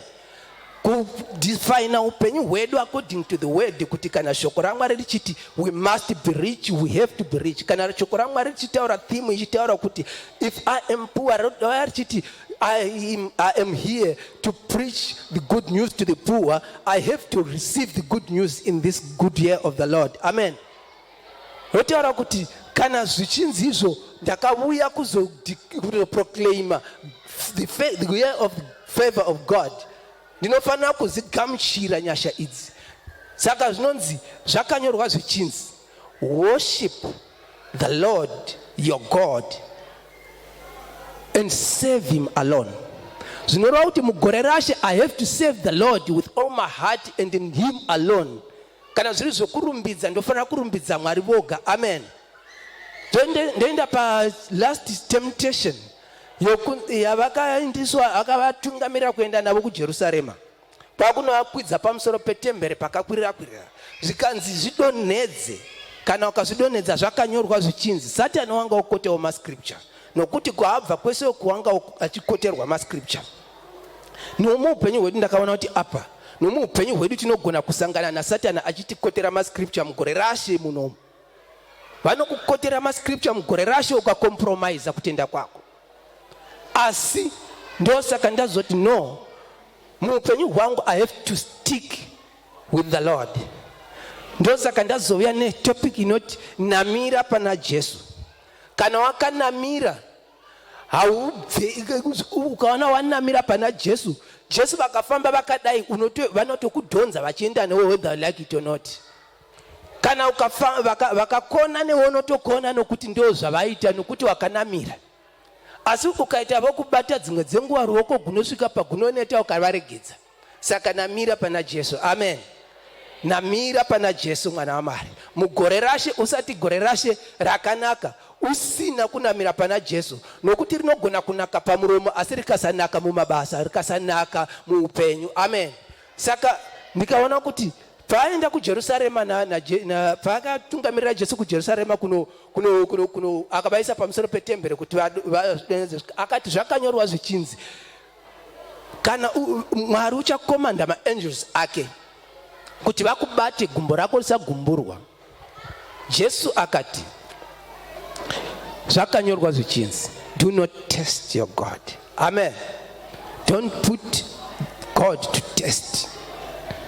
Saka kuti kazhinji zvatinoita ngazvive real, tirege kuita zvinhu zvinotesta nokungozama-zama, asi tiite zvinhu zvinochokuita. Kana toita zvaMwari tinotoita zvaMwari tichiziva kuti it's a one way ticket. Handina pandichazoda kudzokorora. Amen. Handina panchazoti handanichitamba ndinofanira kuita sezvazviri pakaperera matemptations aya pavhesi 14 yacho povuya ponzi Jesu vakati vodzoka kuJerusarema vachienda Galilee, hanzi vakadzoka vari in the power of the Holy Spirit. Nepamwe pandibata chaizvo kuti hachidzoka kuJerusarema, pakutanga vachienda kurenje vakanga vakazara naMweya Mutsvene. Amen. Ndofunga tapanzwa tese kuvhesi 1 chapter 4 hanzi vanga vakazadzwa naMweya Mutsvene, asi vodzoka kubva kukuridzwa, vodzoka kubva Jerusarema matemptations apera, kwanzi vakadzoka vakazara nesimba raMweya Mutsvene pavhesi 14. Amen. Vakazara nesimba raMweya Mutsvene, zvikandiratidza kuti kazhinji mukuedzwa mavakafamba, nzira yavakafamba iye kuenda kurenje vachinosangana naSatani, vakanga vachipuruna zvimwe zvinhu mukati meupenyu hwavo. Amen. Pane mahabits avaibvisa mukati meupenyu hwavo. Ndikaona kuti nesu vana vaMwari mukati megore rakanaka rashe, we have to prune ourselves. Amen. Kubvisa zvimwe zvinhu zvisina kunaka mukati meupenyu hwedu. Ndikaona kuti uchibvisa zvaunobvisa, kubvisa kupruna kwaunozviita, unenge uchiwedzera simba raMweya Mutsvene mukati meupenyu hwako. Amen. Uchibvisa zvimwe zvinhu zviri sili mukati meupenyu hwako, uchibvisa zvimwe kuda makuwa, kuda kunyepa, unenge uchiwedzera simba muna Mweya Mutsvene. Nokuti Jesu vakabva kurenje, vakabva kunobhabhatidzwa vakazara naMweya Mutsvene.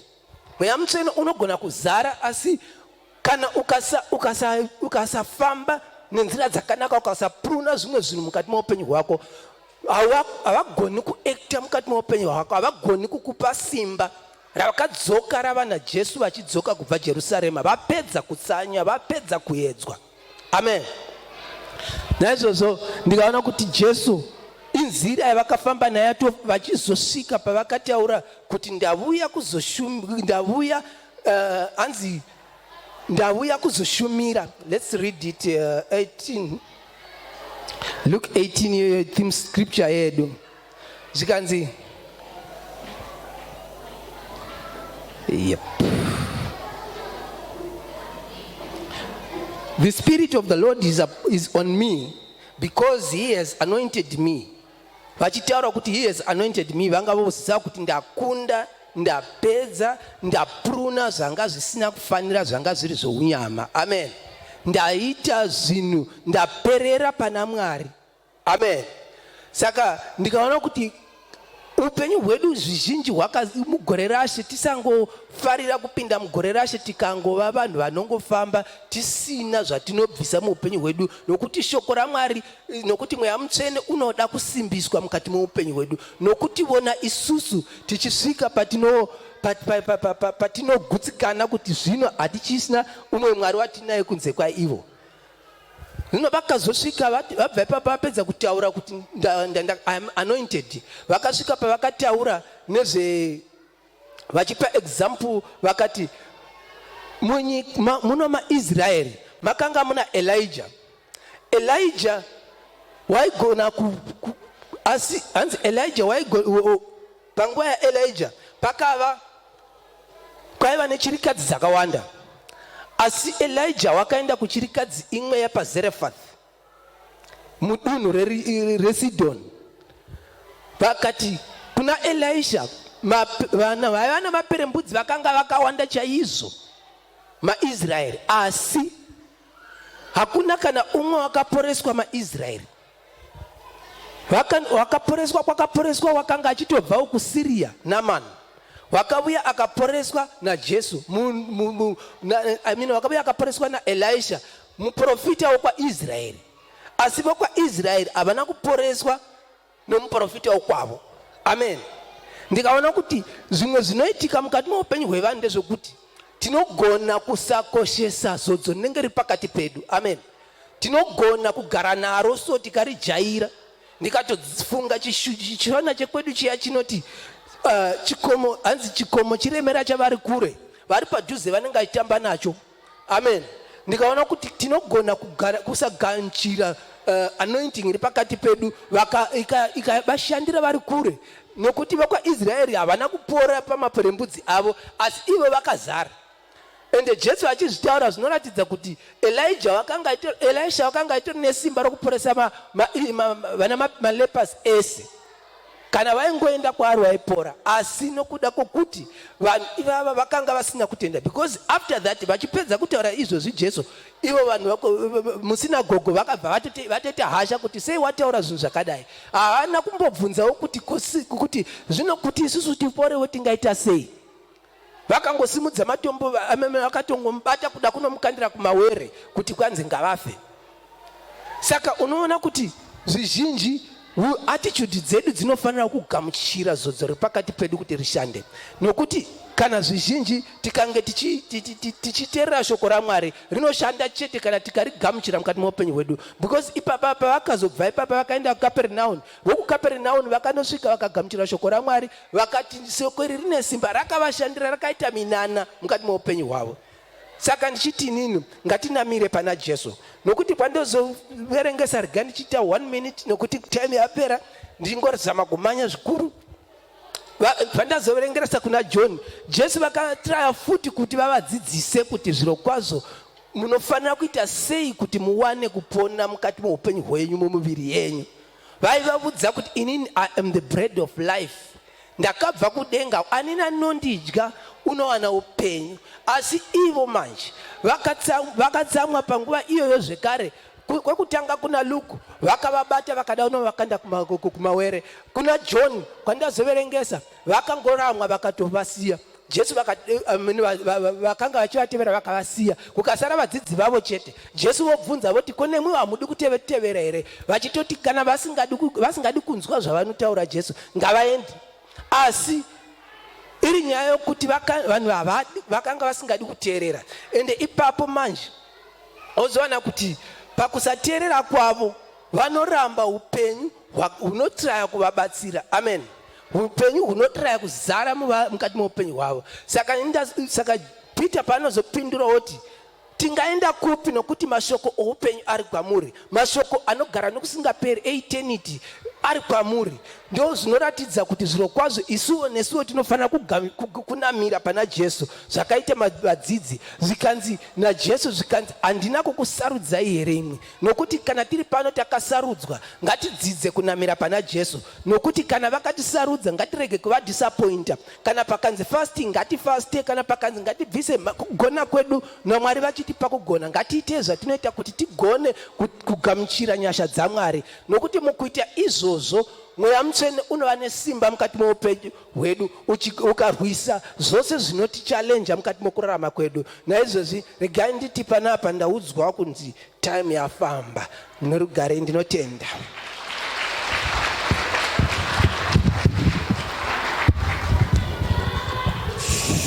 Tirambe tichivarovera maoko. Manzwa anzi namira pana Jesu, namira pana Mwari. Nekuti ukawana Mwari wakwana nezvinhu zvose. I'm sure baba masuka next time totoda 1 week chairo. Maona kuti vana baba vane zvinhu zvavo 1 week rese robva rangoita redu. Alright, ndisati ndasumudza mushumiri wedu wechitatu wekupedzisira, rega ndingotorawo muno mukana kuti ndingotaura zvishomanana nenhau yekuda kwekempi yedu yemen's fellowship yatinayo. Ndangoti nditore mukana uno kuti ndikukurudzirei mose vana baba nana amai kuti mukanzwa padaidzirwa kempi yakafanana neiyoyi, kempi yana baba, mukana wakakosha wekuti baba wega wega anofanira kuti aende. Ndofunga mukaona kuti camp structure yedu ino yakamira yakadai so. Tine the spiritual side rinoitwa namufundisi rekuti vanotinamatira, uyezve mamwe declarations andinoziva anowanzoita. Tabuda taenda kunze, tasiya chikafu, tasiya mhuri dzedu. Madeclarations makuru anochinja upenyu hwemhuri, anochinja upenyu hwababa, anochinja upenyu hwevana. Saka ndautora mukana uno kuti ndikurudzire baba wega wega ari muno kuti ngatitore mukana iwo tiende kukempi. Kempi yedu this time around haisi kure. Ndaicheka venue yacho inonzi Good News Conference Center. Ndaicheka it's about 20 minutes drive from here. Saka hakusi kure, tese tinogona kutakurana kana motikari dzikaita shoma 2 trips tinokwanisa kuita kuti munhu wega wega arira kuenda kukempi akwanise kuita mukana wekuti aende kukempi anonzwa shoko.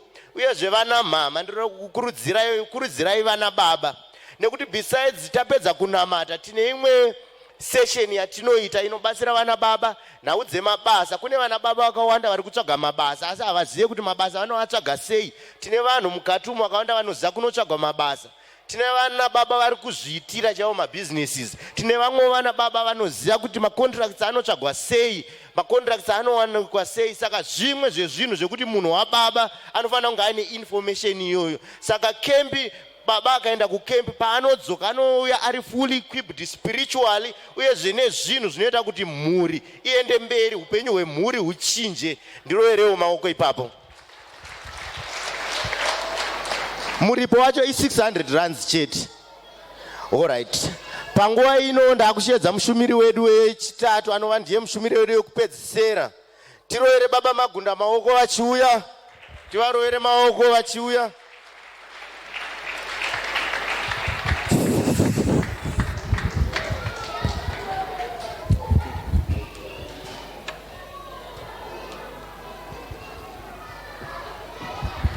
Hallelujah. Hallelujah. Present worship mundiregererewo momboti kwanyani mumhanye. Tingoita 1 hymn yekupedzisira satashumira. Mwari achitiitira zvakanaka. Hallelujah.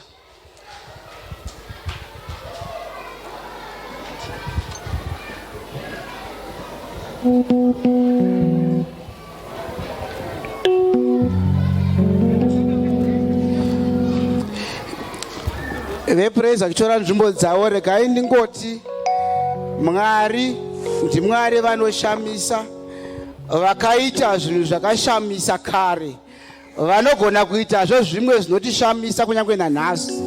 Saka toda kuimba hymn inonzi ndinoshamiswa kwazvo. Newe umboshamiswa nezvinoitwa naMwari, umboshuvirawo kumboshamiswa naMwari avo. Hallelujah. Toda kumbowana ma-spiritual surprises muupenyu hwedu, kuupenyu dzemhuri dzedu, Mwari vachingotiitira zvakanaka. Hallelujah. Ndinoshamiswa kwazvo namabasa makuru akaitiwa newe.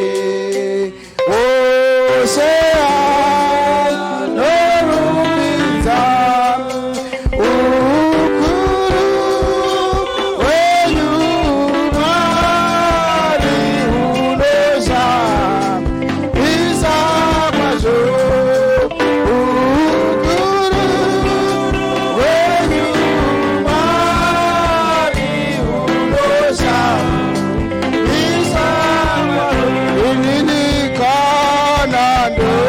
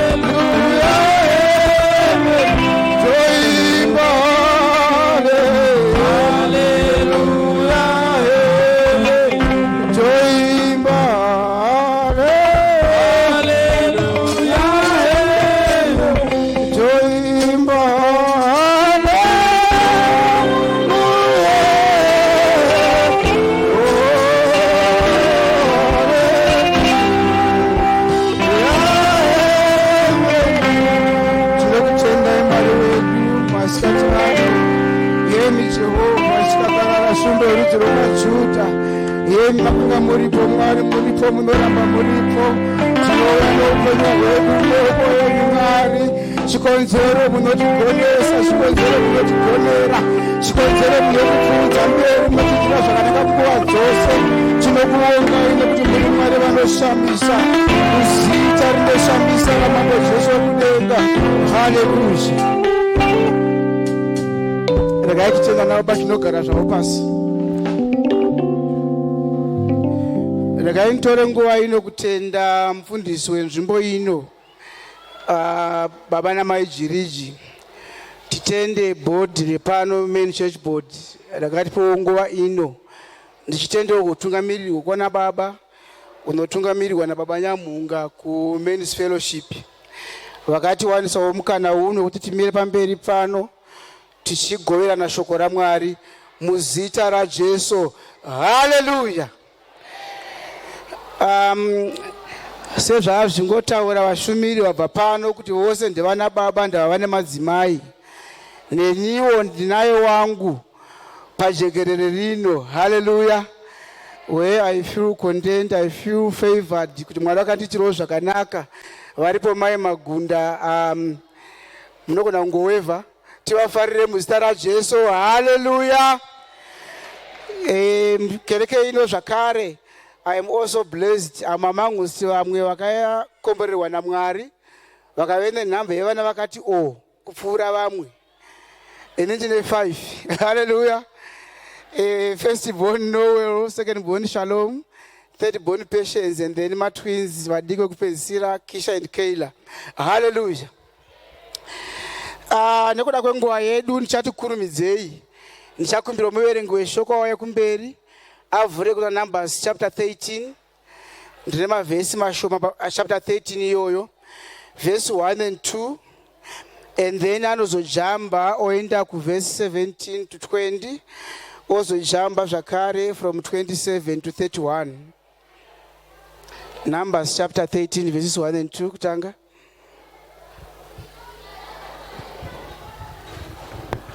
Numbers 13, 1 and 2. The Lord spoke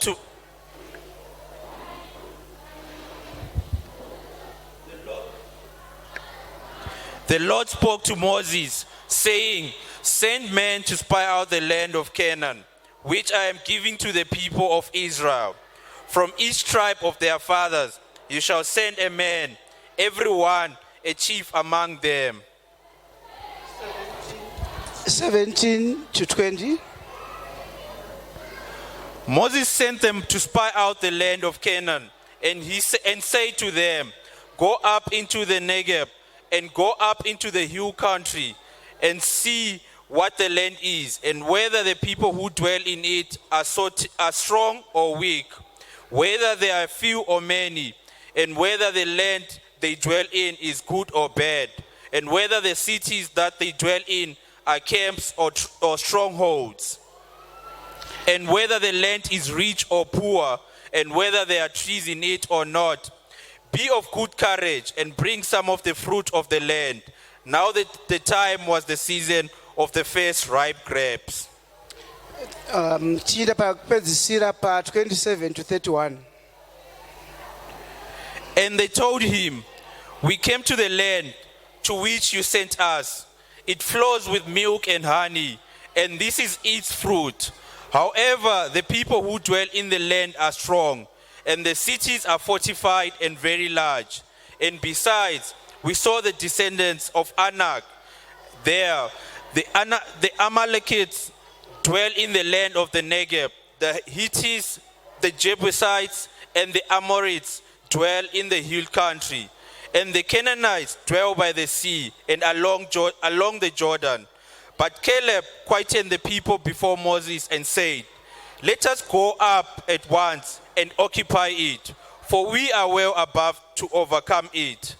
Then the men who had gone up with him said, "We are not able to go up against the people, for they are stronger than we are."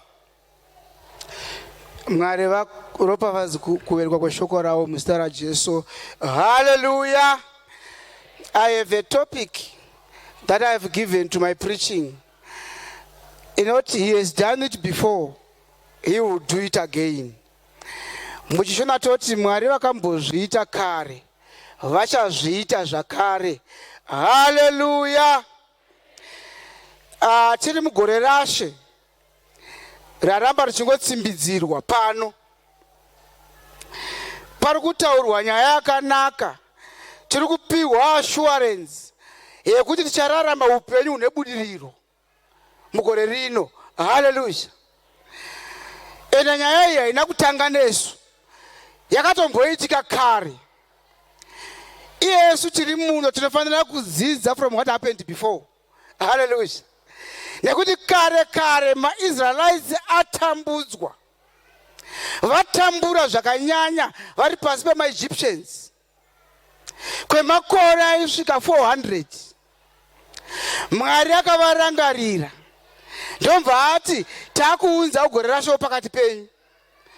You are now going to receive your deliverance from the land of Egypt. You are now going to Canaan, which is a far much better country.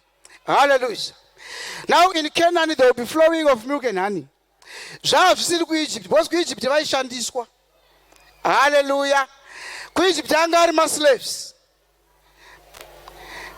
Ndokubva Mwari vati ndakuburitsai, ndobva vatuma muranda wavo Moses, ndobva achibatsirwa naAroni mukoma wake kuti vachiburitsa vana vaIsraeri muEgypt vaende kuCanaan. Hallelujah. Hallelujah. Tine vamwe vedu mukati mekereke ino, dzimwe nguva you are not so much aware of it, but iwewe utori muEgypt chaimo, because life vari kuraramiswa iwewe naMwari zvakakurongera vachikusika zvakatosiyana. Hallelujah. Mwari vakatarisa munhu wakasika wavanoti I know the good plans that I have for you. Wotarisa upenyu hwako, Mwari havagutsikani. Mwari vanotonetseka kuti mwana wangu haasi panzvimbo yaanofanira kunge ari. Mwana wangu ari muEgypt, anoda kubudiswa muEgypt. Hallelujah. Hallelujah. Kune vamwe vedu ane makore vachitambudzwa nezvirwere, makarwara kubva kare, mapirisi munonwa every day. That's not the life God created for you. Hallelujah. Vamwe manzwa kuroorwa muchirambwa pasina mhosva yawatadza, woroorwa worambwa pasina mhosva yawatadza. Dzimwe nguva utori muEgypt, uri kutotambudzwa nana Faro nevanhu vake. Unofanira kuti ubude muEgypt imomo. Mwari womva vauya wodeclare the good day of the Lord, but you cannot even realize. Hallelujah. Sikanidzokere kunyaya yangu yandaverengesa. Mwari ada kudzikinura vana vake from the land of Egypt. Hazvina kungoitika overnight. Kungotaurwa nhasi mangwana tofuma vabuda. Hallelujah. Paitofanira kuti vana havambodzidziswa. They were supposed to be taught kuti kana Mwari vachinge vakuitira ndiMwari vakuitira. Hallelujah. Saka Faro akatombotanga aomeswa moyo. It was not kuti Faro anga aine nharo dzekuvarambidza kubuda, asi Mwari ndiye akaomesa moyo waFarao. Kusvika maplagues ese aya aitwa, Farao achiona simba raMwari, vana vaIsraeri vachiona simba raMwari. Pakati penyu tine vamwe vakatomborwara, vakaenda muzvipatara vakanzi ndofunga kuti achasumuka zvauyu. Iwe zvavakatotaurawo ukati panapa ndadi upenyu hwangu hwapera. Mwari vachimbokuticha kuti ndinogona kukurapa. You can be pabed iroro rekuda kuti wakuda kutonofa, wakuda kunoshaika, simba rakubuda, mweya wakubuda mumuviri, asi I can resuscitate you. Mwari vakadzidzisa vamwe vanhu kuti kurwara chaiko, that's not what takes your life. Hallelujah. Kana Mwari vakataura izwi, unogona kuraramazve. Tina vamwe vanhu vakakura vachitambudzika, vakaenda kuzvikoro zvokuti kwakusina kana mabhuku. Vamwe vanofungidzira kuti kupasa kuchikoro, you must go to the best school around. But dzimwe dzenguva vanhu vakatichwa naMwari. For all those years, Mwari vachikwa kuticha zvako. Mwari vachikwa kuratidza kuti ndiri Mwari wako. Hallelujah. Kubva panguva yekutambudzika, nhasi waamanager, nhasi waadirector, nhasi waaquantity surveyor, nhasi waacivil engineer, nhasi waapana chimwe chinzvimbo, Mwari vachikurakidza kuti aiwa kubudirira ndiMwari. Haleluya. Saka Mwari vakatrainawo vana vaEgypt. Mwari vakatrainawo maIsraelites pavanga vari muEgypt kuti vagoziva kuti Mwari anogona kuvarwira. Vachibudamo vakapinda murenje. It was not an easy walk. Vakaita 40 years vari murenje. Vachitenderera varimo, Mwari achivatraina. Zvimwe zvacho aivatraina zvakanaka. Hallelujah. He was training them on good things. Kuti paya paunenge usina mari, paunenge usina chikafu, kana ukavimba naMwari, mana inogona kuuya. Hallelujah. Kune vamwe venyu vakambogara muno, zvinhu zvakaoma kizvinondodyei, paakaziva kwokutizira newekuswera nawo, akazokarika nechikafu akadyawo akarara adya. Mwari wachikutraina kuti kugara zvakanaka panyika kutya Mwari. Hallelujah. Vana vaIsraeri vakapinda chikoro chavo chemweya chekuti mvura chaiyo pasina pekuiwana, mvura isingawaniki. Vari panzvimbo yekuti panapa ndapererwa, because pakati pedu hapana makapererwa izvozvi. Uri ukamubvunza anoti ndakapererwa, ndizvi ndichaita sei? Asi Mwari akabudisa mvura padombo kuti angokuratidzai chete kuti this is what I can do. Kune vamwe venyu vakatombopererwa zvokupererwa zviyezvi, Mwari akavaitira vakazongoti ini ndine laki, vakutaura nevamwe. Kana mutukuzera akaemba akati kuna Mwari anorarama nelaki. Laki munoriwane piko? Ndava Mwari vanenge vachititisha. God will be teaching us kuti muri vana vangu ndinemi, do not worry. All you need to do is to put your faith in me. Ini Mwari ndoita sei? Ndokuitirai. Vana vaIsraeri vaitrenwa naMwari vari murenje. Mwari ndobva vafungidzira kuti haya zvino zvivagraduata. Kune vane madegrees muromo, vane madiplomas, vane macertificates avo, vakaita magraduation, vakaita magraduation parties. Zvakuti vanenge vachifungidzira kuti vanhu vavadzidza manje, they can be able to go into the industry and perform. Vakugona kuinda muindustry kuti vaone sei vanoshanda. Ndava vana ava vadzidza, vakuziva kurarama, vakuziva kushanda, vakuziva masystems anoitwa mumaindustry. Hallelujah. Saka Mwari azviona agutsikana kuti vanhu ava ndakavatangira muEgypt, ndichiita maplagues, matasha achizara, ropa richizara murwizi, mafirstborn achifa. They have now seen what me as God can do. Ndobva vapinza murenje, ndobva vadya mana. Hembe dzavaipfeka nebhutsu dzavaipfeka dzaingokurira nemiviri yavo. Hakuna kwavagona vanozitenga, vanga vari murenje. For 40 years, Mwari achiita minana. Ndokubva vanwa mvura yakabva pachii padombo. Ndokubva vanwa mvura yakarapwa. Mvura yakangwa chimuti ikaita sei, yaivava ikaita sei, ikaita right. Mwari achivatraina. Ndokubva pavhurwa Red Sea ndobva vakrosa. Mwari achivaita sei, achivatraina. I can tell you now, hama dzinodikanwa, kuti pakati pedu apa Mwari vakaita minana inotyisa. Mwari vakaita minana yakawandisa. Kuna munhu wekuti you never dreamt kuti muupenyu hwako ungadhiraivhewo mota. Chikaita reverse kudzokera kumashure uku, kana zvatonzi hamuvi makadhiraivha mota kumba kwenyu. You will never buy a house in South Africa. You can never own a stand kuZimbabwe. Tine vanhu muno vakaitirwa minana naMwari, vakatishwa naMwari, yekuti panozouya topic yekunzi gore rashe, because Mwari vakambozviita. Unofanira kujamba nekusvetuka. Ndava nyaya iyi wakutoiziva kare. Hallelujah, hallelujah. Wakutoziva zvinogona kuitwa naMwari. Mwari akakutraina kare, ukaziviswa kare. Hapachisina need kuti urambochimudhauta muupenyu hwako. Chikonzero experience yacho unayo. Vamwe what experience is the best teacher. Hallelujah, hallelujah. Saka Mwari woti right, ndakuda kuti muchiende manje kuKenani, munenge mapasa murenje munomu. Chiendai mumbonotanga maonerwa, muone manakira zvakaita nezvimwewo zviriko zvandichazvinodisplaya simba rangu kwazviri kana mako. Hallelujah. Ndokubva vabuda ndobva vaenda. Ndokubva vanoona vakati shuwa nyika taiona izere uchi nemukaka. Kune magrapes akakura. Pamazuva avo magrapes they were so special. ndobva vamataridzwa kudai vakati vaine maexamples kuti honai magrapes aya patichaenda kunyika iyi tichanofara tichanoona upenyu hwakanaka. We are going to enjoy ourselves. We are going to have joy and peace within our families. Nyika iyi yakanakisa. Ndokubva vazoripotawo zvimwe zvechokwadi zvakare kuti asi patasvikako futi taona kuine vana vaanaki varume vavo mazigiant. Ukamatarisa kudai tinoita kunge tiri mhashu. Hallelujah. Ripoti iyi payakapiwa kune vamwe vakabva vatanga kuita sei kunetseka zvakaita vana vaIsraeri pavanga vachiri muEgypt. Ndava Moses paakauya achiti ndazida kukuburitsai munomu ndava kunotaura naFaro, vakafara. Paakaenda kuna Faro, Faro ndokumva aramba. Ndokumva ati vanhu vawedzerei basa, vaomeserei zvakanyanya. Vakabva vatanga kuchema kuna Moses kuti wambonotaurirei naFaro. Paunga usati waenda unaita achipiwa straw. Iye zvinezvi pawaenda kuna Faro tabvisirwa. Patiri kunzi kondinyai kuproducer the same production yamanga muchiita kumashure.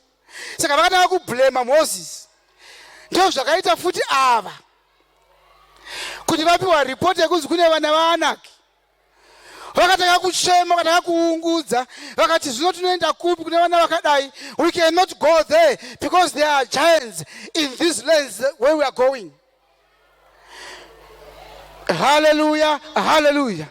And I'm shocked. Ndinoshamisika dzimwe nguva kuti vaizosvika vana vaanaki vanhu. Hallelujah. Asi vakamboona si rakazara uko, masoja ari kumashure uko, Mwari akati pindai nepakaoma. Nhasi vakutya vanhu vana vaanaki. Nhasi wakuvhunduka kuti pane zvaitika kumba, pane zvaitika kubasa, zvataurwa neumwe munhu asinganamati. Wotadza kurara, wotadza kunamata, wotadza kufara mumba because you are now worried and concerned. Mugore rashe rinoi. Hallelujah, hallelujah. Mwari vakati prepare kare kuti ndini Mwari ndinoita zvinhu zvinoshamisa. Ndichakupai maexamples zvinoenderana nekutenda kwako zvandakasangana nazvo ndichikura. Handizvo zvamakasangana nazvo. Mwari wakakutrena ine penyu, nanhasi Mwari hawakupa miedzo inokura kudarika kutenda kwamuinako. Vanokupai zvinoenderana nemi. Kana zvichinge zvauya regai kuve desperate. Tendai kuna Mwari ava. NdiMwari vakatitrena. Zvavakatrena ini, amushuwa vakatrenawo newe. Mushoko raMwari zvanga zviriko. Nekuti vamwe vanofarira kublema mushoko kuti asi vana vaIsraeri vanga vasingatendi, kwewe unotenda. Hallelujah. Ukaverenga zvavakaitirwa so, you can count all their blessings. Unogona kukaunta zvavakaitirwa naMwari, woti vanhu vanga vasingatendi, wakiita seuya mukomana akati ade Mwari mamodidzosera panyika, ndanoparidzirawo vana vangu kuti vasazouye kwandiri mamuzojaya mupfumi. Paanga kuna Lazaro, chimbouyawo nemvura ungondidonhedzera. Pazvakanzi pane mukaha mukuru pakati pedu, haagoni kuuya kuno. Zvandichimutuma izve panyika, anoparidzira vana vangu kuti vachinje mararamiro avo, vasazouye kuno kwandiri. Asi mhinduro yakanzi kune varipo panyika kare vari kuparidza. Kana vachingotenda ngavatende kuna ivavo. Hallelujah. Ndizvo zvakaitawo nesu nhasi pano kuti dzimwe nguva tinosvora vana vekwaIsraeri kuti sei vanga vasingatendi Mwari, sei vakazodhauta Mwari pakanzi kune magiants. But imi makatadzwa zvikuru kudarika pamwe izvozvo muupenyu hwenyu.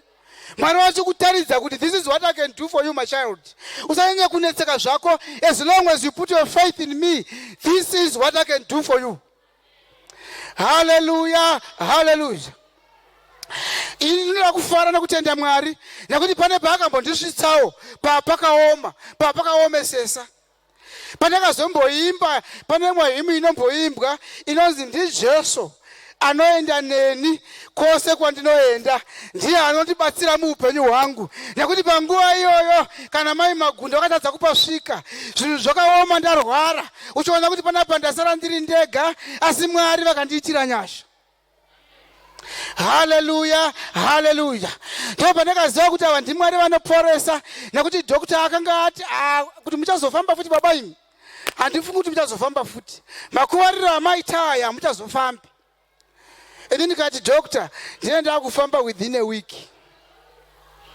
Hallelujah. Mwari akandiitira nyasha.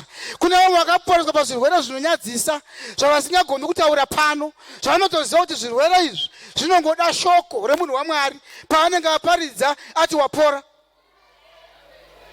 Madhokita enyu akafoira, maphysicians enyu akafoira, vamwe vanoti vanoenda kumaspecialists vakanofoira, mukauya mukanamatirwa mwana wakuitirai zvakanaka. Konzi kune gore rashe, ponzi pane nyaya yemapermits, iwe izvozvo uri kubvunda, hauchisina kana faith yako yafa. Amen. Kune vamwe vamudzimba dzinoshamisa, sekuti tikapinda tinoti ndiwe here iwe waigara mukatangwena kuZimbabwe uku. Mwari vachikusumudza kubva mudhasti, vachikugadza nemasvinda enyika ino. Ponzi paane gore rashe, gore Mwari ravachaita zvinhu. Iwe hausati wakulista zvako, uchiri kungonetseka with your current situation.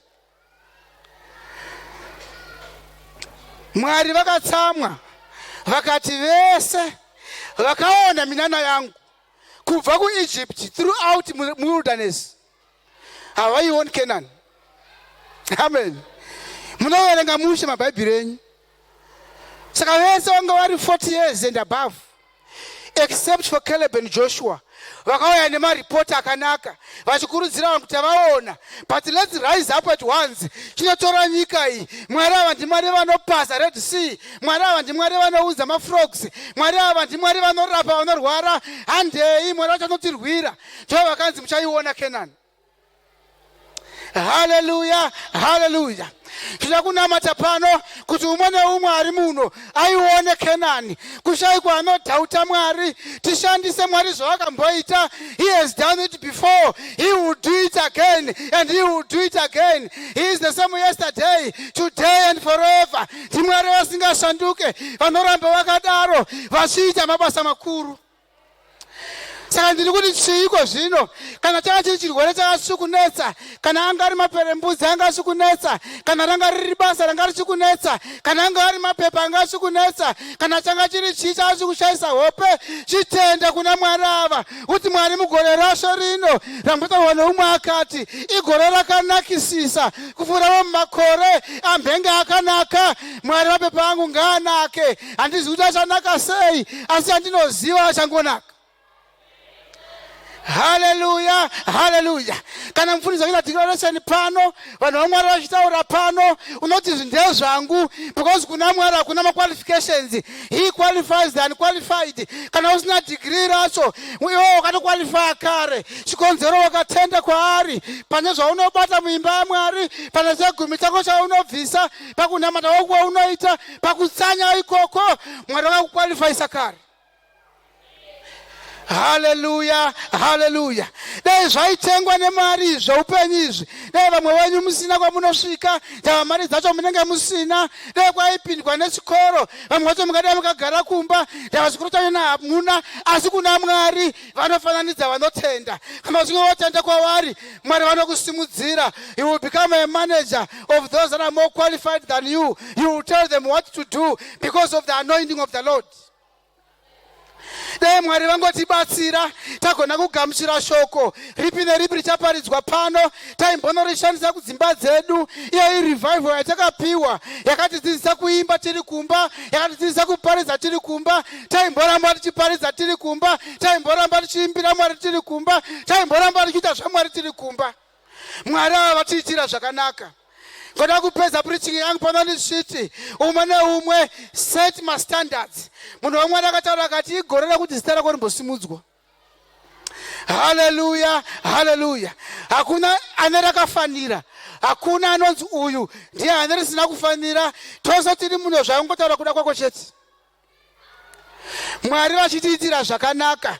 Ngoda kungotenda kuti kana kutenda kuti kwasimudzwa, our lives are never going to remain the same again. Tichaona shanduko mugore rino, takatarisira shanduko mugore rino, takatarisa kuti as we go to the new venue, tichaona maevangelists, patanzi budai munoparidza kuchanoparidzwa, patanzi indai munonamata kuchanonamatwa, panonzi tinoda matransport pachechi, vazhinji vachatenga mota, patanzi panodiwa pakunogara kana vaenzi vachinge vauya, vazhinji vachatenga dzimba.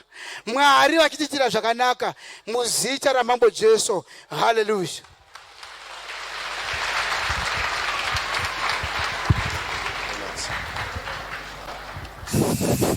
tivarovere maoko vachigara pasi. Hanzi kana akambozviita achazviita futi. Sekereke takazviona takambobviswa kuold venue akazviita ka. Ezvinezvi tiri kuenda kumwe futi ari kuzviita futi. Tingorovera vese vaita vaona zvavaita maoko panguva ino takusvika pakunotoresa offerings. Kada ngoti munhu wese achigadzira offering baskets achiuya rega ndingotora nguva ino kutenda main church board nemukana wavakatipa isu semen's fellowship kuti tivhare revival zvakanaka. Ndingotendawo vese press team tinokwanisa kusanouya zvedu ndichitaura mabaskets achiuya kuti tigozotora offering. Ndikozotendawo vose vaparticipate parevival iyoyi kubvira pamapreparations nemen's fellowship leadership nekubatirana kwakanaka kwatiri kuita. Gore rino kubva richitanga ndingokurudzirawo vana baba vose masubscription edu kwakupera kwemwedzi wedu wekutanga wegore ngatingotangaiwo tiri up to date tese tibvisewo masubscription edu haasati achinja ndiwayo ma50 ataisingobvisa tese tobatirana kutaura kuti maupcoming events edu atakaronga ave successful nekuti tinenge tiine mafans anoita kuti tiita sei tifande zvatinoda kuita maprograms edu ese tichiimbirwa regai tisvike nguva kuti titore offering yedu.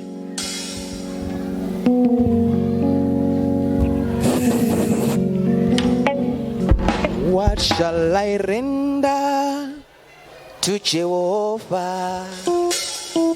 For he has done so very much. Ngatisimke. What shall I render to Jehovah? For he has done so very much.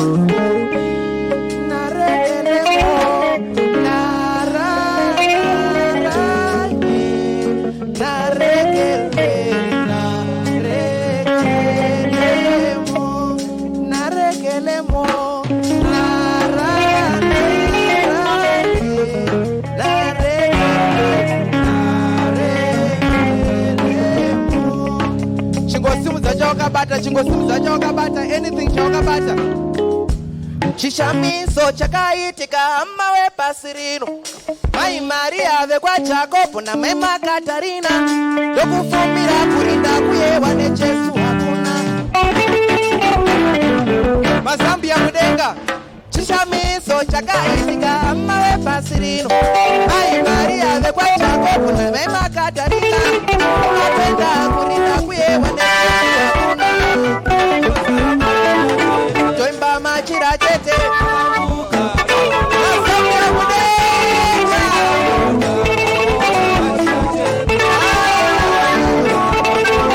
Yesu wamuka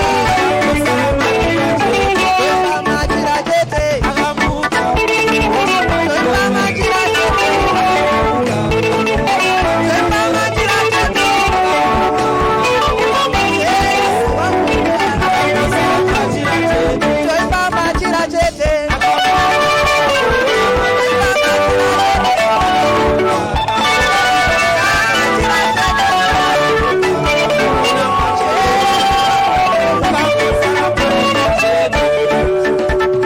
vatungamiri venyika navasakaveramisa vekukunguruka usiwowosaruruka esomuka kuvavipasina tamuona opasiya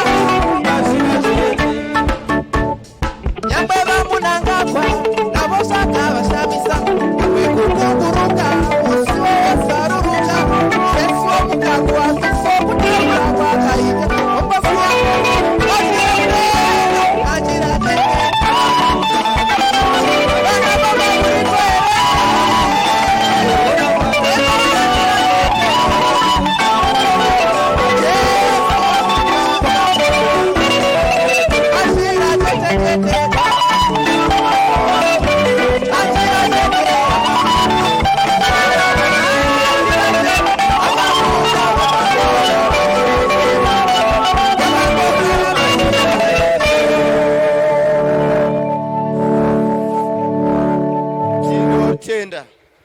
panguva ino ndada kusira nguva kumunhu waMwari. Ndisati ndavasira nguva rega ndingotaura kamwe kastori kadiki vachiuya havo tichakamira kudaro. Mazuva andatanga kuuya panapa ndaigara chinzwa nawe kuti Mufundisi achara kuti munofana kundishanyira, munofana kuuya kumba kwangu. But ini ndakazudza chinhu ndakati kazhinji normally ukaenda kumba kwemunhu, handiti ukashanyira munhu, the next thing iye achada kuuya kwako. So I felt kuti inini pandinogara kuti mufundisi wauye kumba kwangu paite, saka handife ndakaenda kumba kwamufundisi. But later ndazovaziva, ndakatozoona kuti no, ndandatononoka, ndaifana kunge ndakavaziva kare, ndakavainvita. Saka ndangoitaurira nyaya yekuti kune munhu wese wasati amboinvita mufundisi kumba kwavo, ngavambovainvita kumuone is a good man. Isusu takatakurwa tiri vana vadiki. Kana chiti takatakurwa tiri vana vadiki, takasangana namufundisi, takavaziva tichiri kure. Bando rakutenda ne the long journey atafamba nawo kusvika patiri nhasi. Tiri kuita kunge vana vakazikanwa vari vadiki, vakatanga kukambaira, vakafamba. Saka ndangogara ndingofarirawo mufundisi wangu muzita nemuropa ramambo Jesu. Haleluya. All right.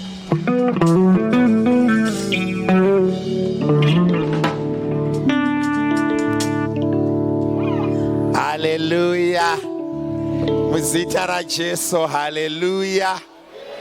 Now I've realized one thing on this revival. Kuti ndinogona kuti pakati pegore ndimbotora kana a month leave vanhu vachiparidza vhangeri richienda. Amen and amen. Saka vana baba mukanzwa ndakuti mwedzi waJuly ndichambonozorora, zivai kuti vashumiri vadini varipo. I am so blessed. Kubva musi wechitatu, china, chishanu, Saturday, Sunday, kuchiparidzwa uchinyatsoona kuti substance iripo. But I've realized this amongst all the groups. Only youth use the Rumbi and Tulan, who are prominent members of the praise team. All the other departments did not cheat. They used people vasiri used to the mics kunoimba zvikatotitira zvakadini zvakanaka. I've picked it also kuti mukatarisa mapraise team ese amira kunoku unonyatsoona kuti potential yekuimba ichiripo. Youth yakausa 2. Saka zvoreva kuti members of the praise team kwakangoimba Tulani naRumbi chete. The whole revival was on fire with the people who are not members of the praise team. Amen and amen.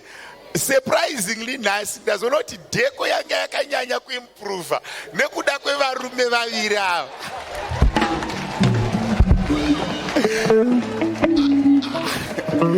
My Mulamutsiri, I think you can learn something. When I zvakaitwa varume tu vamukira vakapasota vari vaviri. So potential in the church is there. Capacity in the church is there.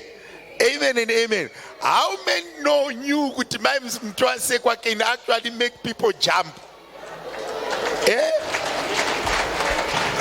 Saka we are keeping potential yakagara kumabenji. There is a lot that I've learned. There is a lot that I've learned. Konoti youth in a passion yekunamata zvinonzi generation yemazuva ano haichadi Mwari. That's not true.